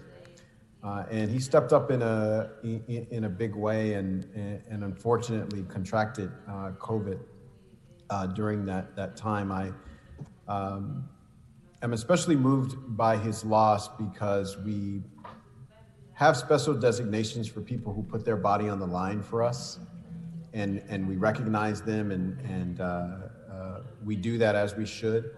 Community intervention workers, we don't have anything like that for them, but they do that. At 2 o'clock in the morning when there's a shooting, they get out of their bed and they go to the house of the victim, and then they try to find where the dispute started, and they try to get to the bottom of it before morning, before we all get up and go to work, so there isn't back and forth.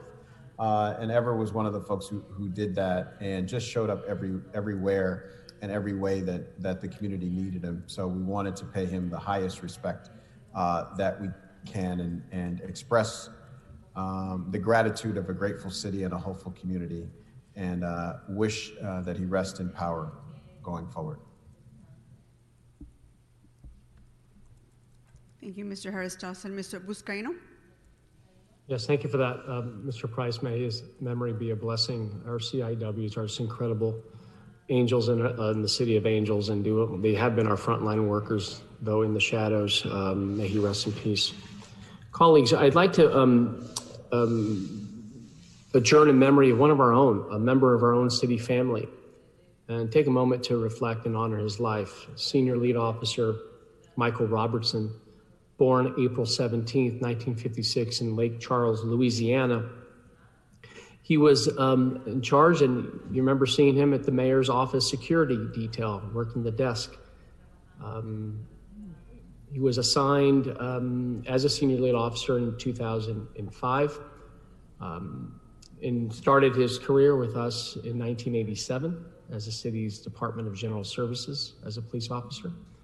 And on July 1, 2012, the Department of General Services, if you recall, Office of Public Safety transitioned to the LAPD, at which point police officer Michael Robertson became an LA municipal police officer, continued his dedicated service to the LA Mayor's Office Security Detail. Senior Lead Officer Michael Robertson continued working for the Mayor's Office Security Detail until his retirement on October 20th, 2020, after 34 years of distinguished service to the city of Los Angeles. Passed away on December 11th. He is survived by his loving wife and 4 children. He will be dearly missed by all who worked with him at City Hall and really all that who knew him.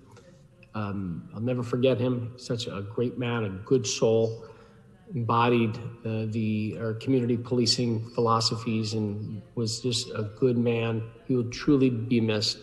May he rest in peace. And second, and my final one, Madam President and members, is I'd like to adjourn in memory of Theo Carlos Prinzin. I believe IT has a photo of him we'd like to display. We adjourn, I'd like to ask that we adjourn in council in memory of Theo Carlos, passed away on December 9th. Theo Carlos Prinzin was born in Los Angeles on October 15th, 1934. He grew up challenging circumstances, but always remained optimistic about his life, even in the most painful moments.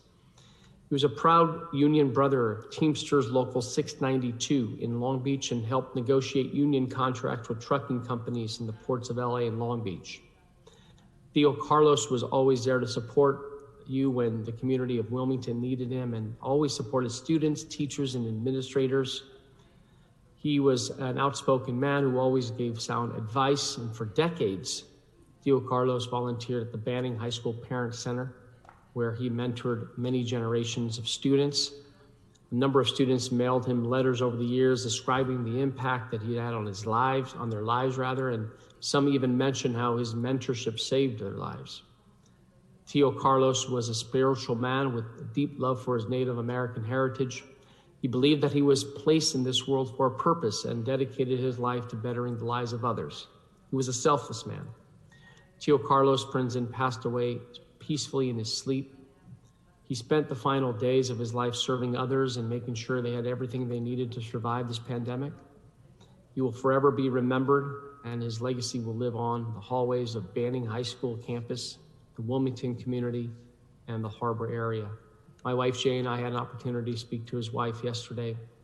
The outpouring of love, she was very embraced, and she was appreciative of the community coming and remembering and honoring his life. May he rest in peace. Thank you, Madam President and colleagues. Thank you, Mr. Buscaino. Mr. Blumenfield? Okay, thank you. I've got two adjourning in memory, two motions to adjourn in memory. The first one is I ask that we adjourn in the memory of Adam Golem. He is also a member of the city family. He joined the city family in January 2011. He was a field engineer aide for Streets LA. His work ethic made him a vital member of the department. In fact, he made an educational video that some of you may have seen about his position at Streets LA.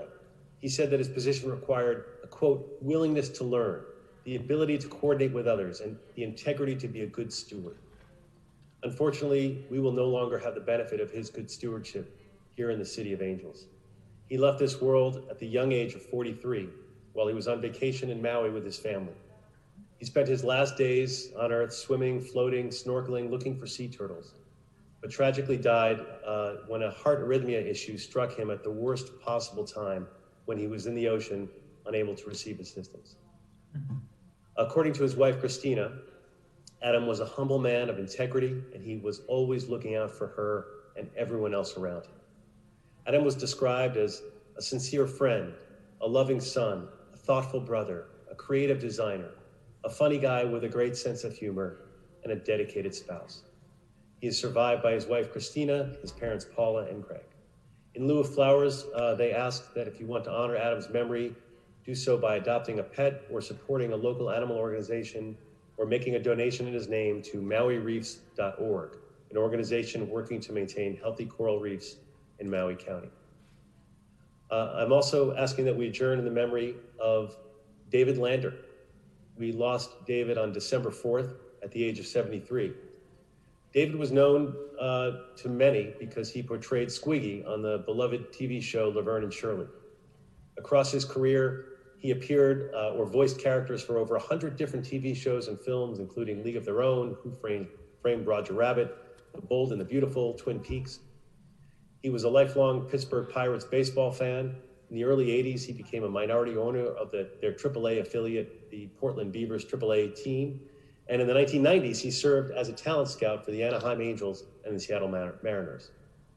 But in 1984, he was diagnosed with multiple sclerosis. And after going public with his diagnosis in the late 90s, he worked very closely with the National Multiple Sclerosis Society as a goodwill ambassador to bring awareness to this horrendous disease. And for years, he and his wife, Kathy Fields Lander, they've been advocates for vastly expanding access to healthcare. As his coverage was constantly threatened, they weaved through the complexity of the healthcare system and brought attention to the issue that so many Americans face.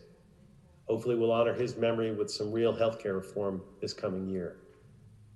David is survived by Kathy, his daughter Natalie, and his son-in-law Jared Hillman. May he and Adam both rest in peace. Thank you, Mr. Blumenfield. Mr. Koretz?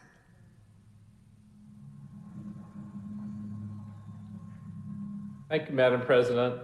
I'd like to adjourn in memory of Ruth Moss, a beloved wife, mother, grandmother, and great-grandmother who passed away peacefully at age 86 on December 3rd at her Encino home with her husband, George, at her bedside. She lived with her family in Hawaii during the attack on Pearl Harbor and moved to Los Angeles in 1947. She attended John Burroughs Junior High and North Hollywood High School before going to USC. She married her husband, George, a well-respected businessman in the Valley who several of us know well, back in 1954, and they spent 66 wonderful years together, raising a family, traveling the world, and generously supporting charitable organizations.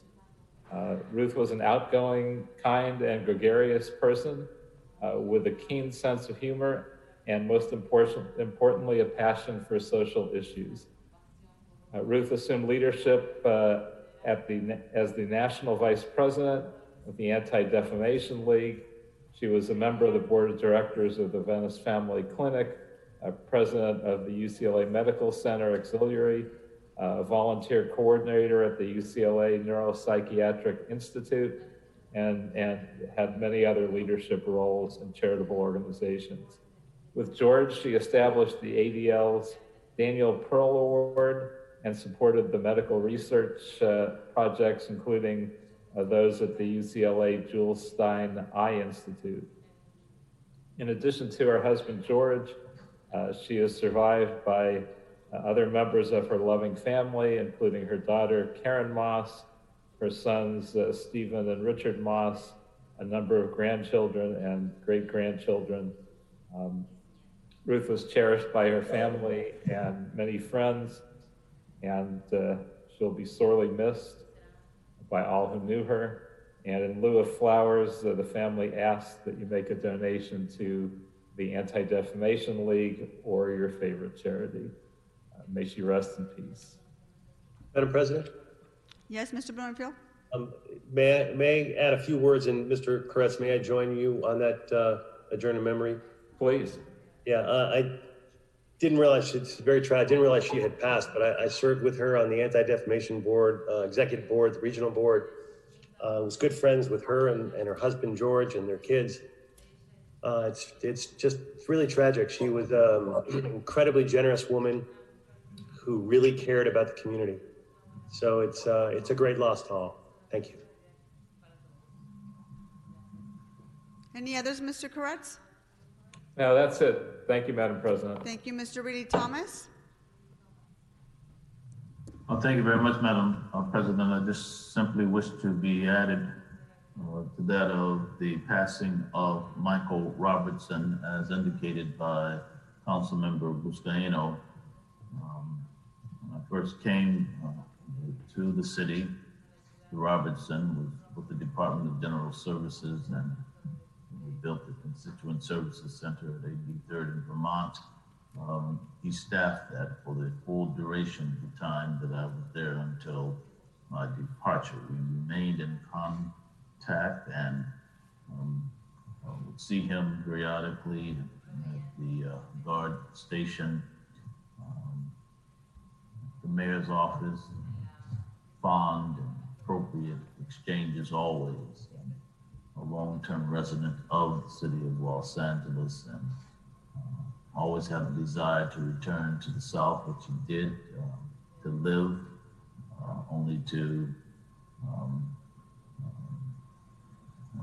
pass away there shortly after his retirement and departure from the city of Los Angeles.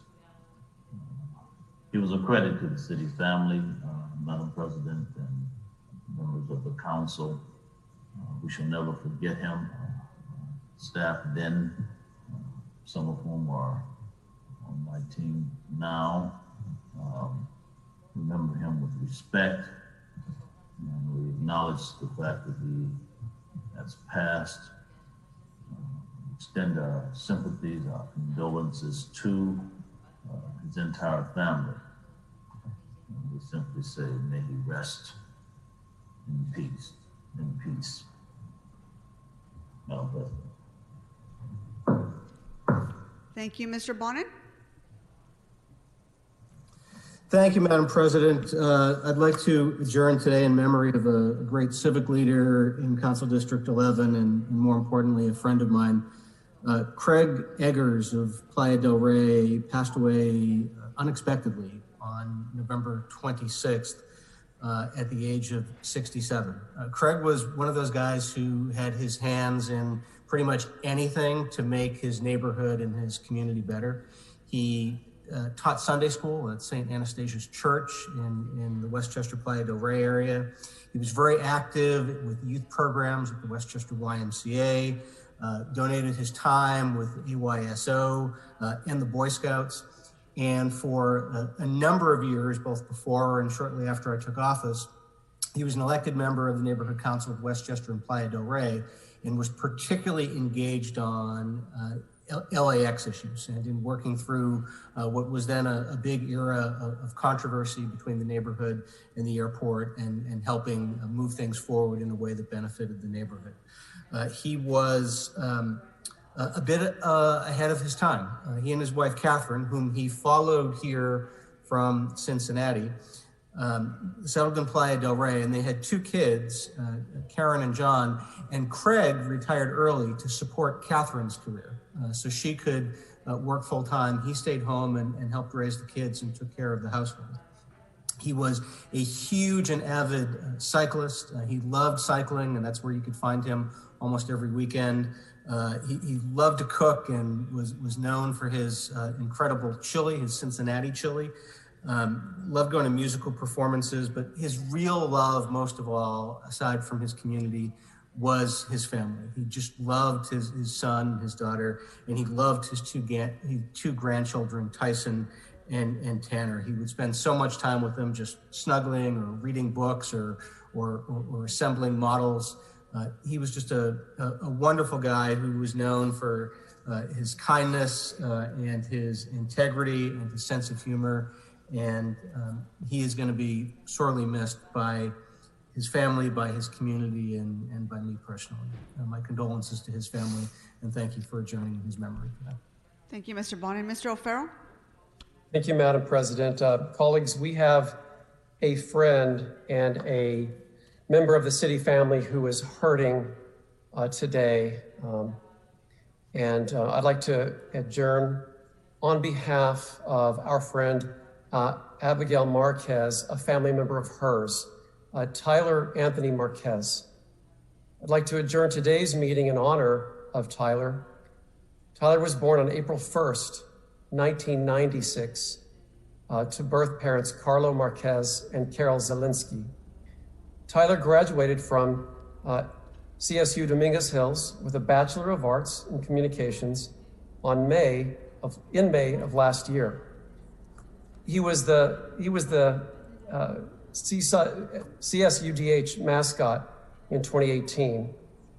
Tyler was also a proud member of Sigma Lambda Beta International Latino Fraternity. He was an avid LA sports fan. Beyond, he loved the Los Angeles Dodgers, the Lakers, the Rams, and the Kings. He was a season ticket holder for most of these teams. He interned for Pantone 294, an agency that organizes events for LA Dodgers fans. Tyler helped organize a number of events across many regions and states. Tyler loved Los Angeles.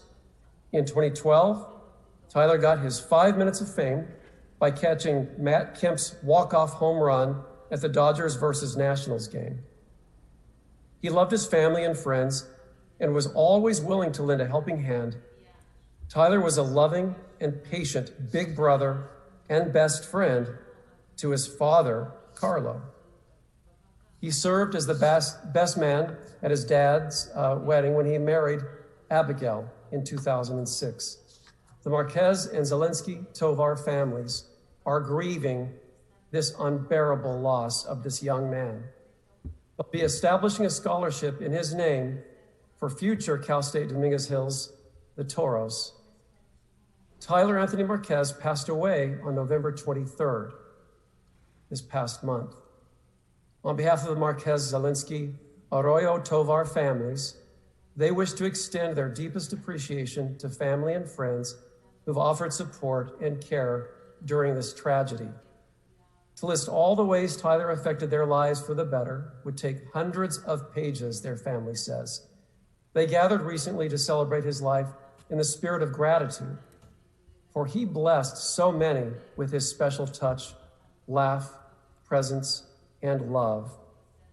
His beautiful spirit will forever be remembered at his young age, and he will live with the gods. He is survived by step-parents Abigail Marquez, who is our assistant general manager of HSID, as you all know, and Joe Tovar, siblings Natalia and Camila Marquez, and Jacob Tovar. Tyler lives forever in our hearts, his family states. May he rest in peace. And may God give you peace throughout the rest of this year and into 2021 and forever in his memory, dear Abigail and your wonderful family. We're so sorry for your loss. Thank you, Mr. O'Farrell. And if I can please join you on this adjourning motion. Abigail is a friend and a fearless leader here in our city. My heart goes out to her and her amazing husband, Carlo, and their beautiful girls.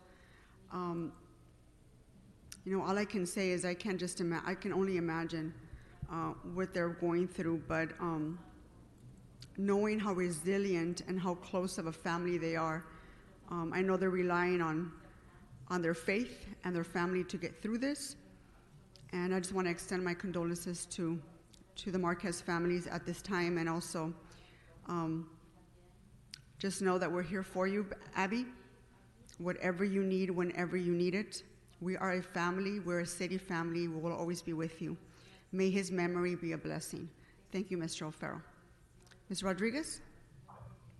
Thank you, Ms. Martinez. I too wanted to add myself to this adjourning motion. Mr. O'Farrell, thank you so much.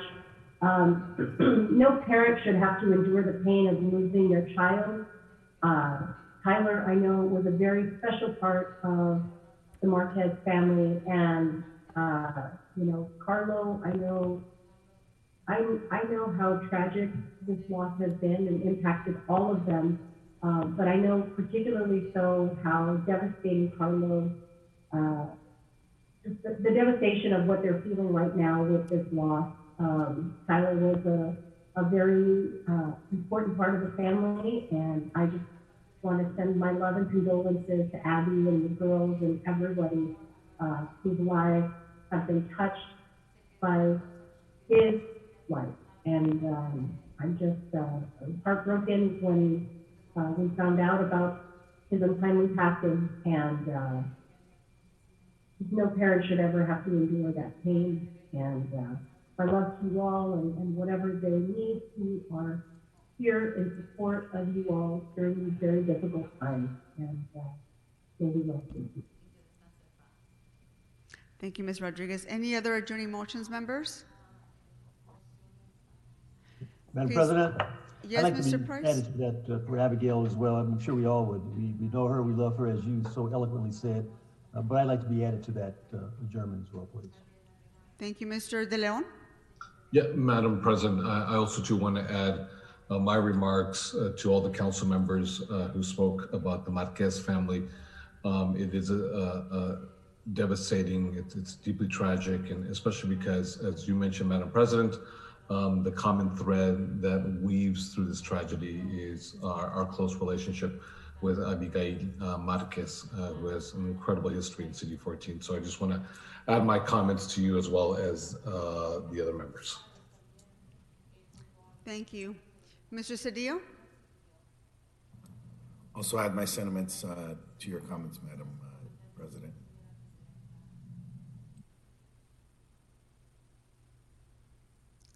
Any other adjourning motions, members? Okay, our meeting is adjourned. Please enjoy your Oh, before I do that, I just want to wish really quickly. We have 2 birthdays. Mr. De Leon celebrated a birthday last week on Thursday, so I want to just wish him on behalf of all of us a happy belated birthday. And Mr. Price is celebrating a birthday tomorrow. Yeah, that's right. Buon compleanno. That's right. So happy birthday to both of you. Well wishes for you to have an enjoyable day tomorrow, Mr. Price. And members, with that, this meeting is adjourned. Please be safe. Please stay healthy. And we'll see you in the coming year. God bless you. Happy holidays. Happy New Year. See you to both of you guys. Thank you. Happy holidays.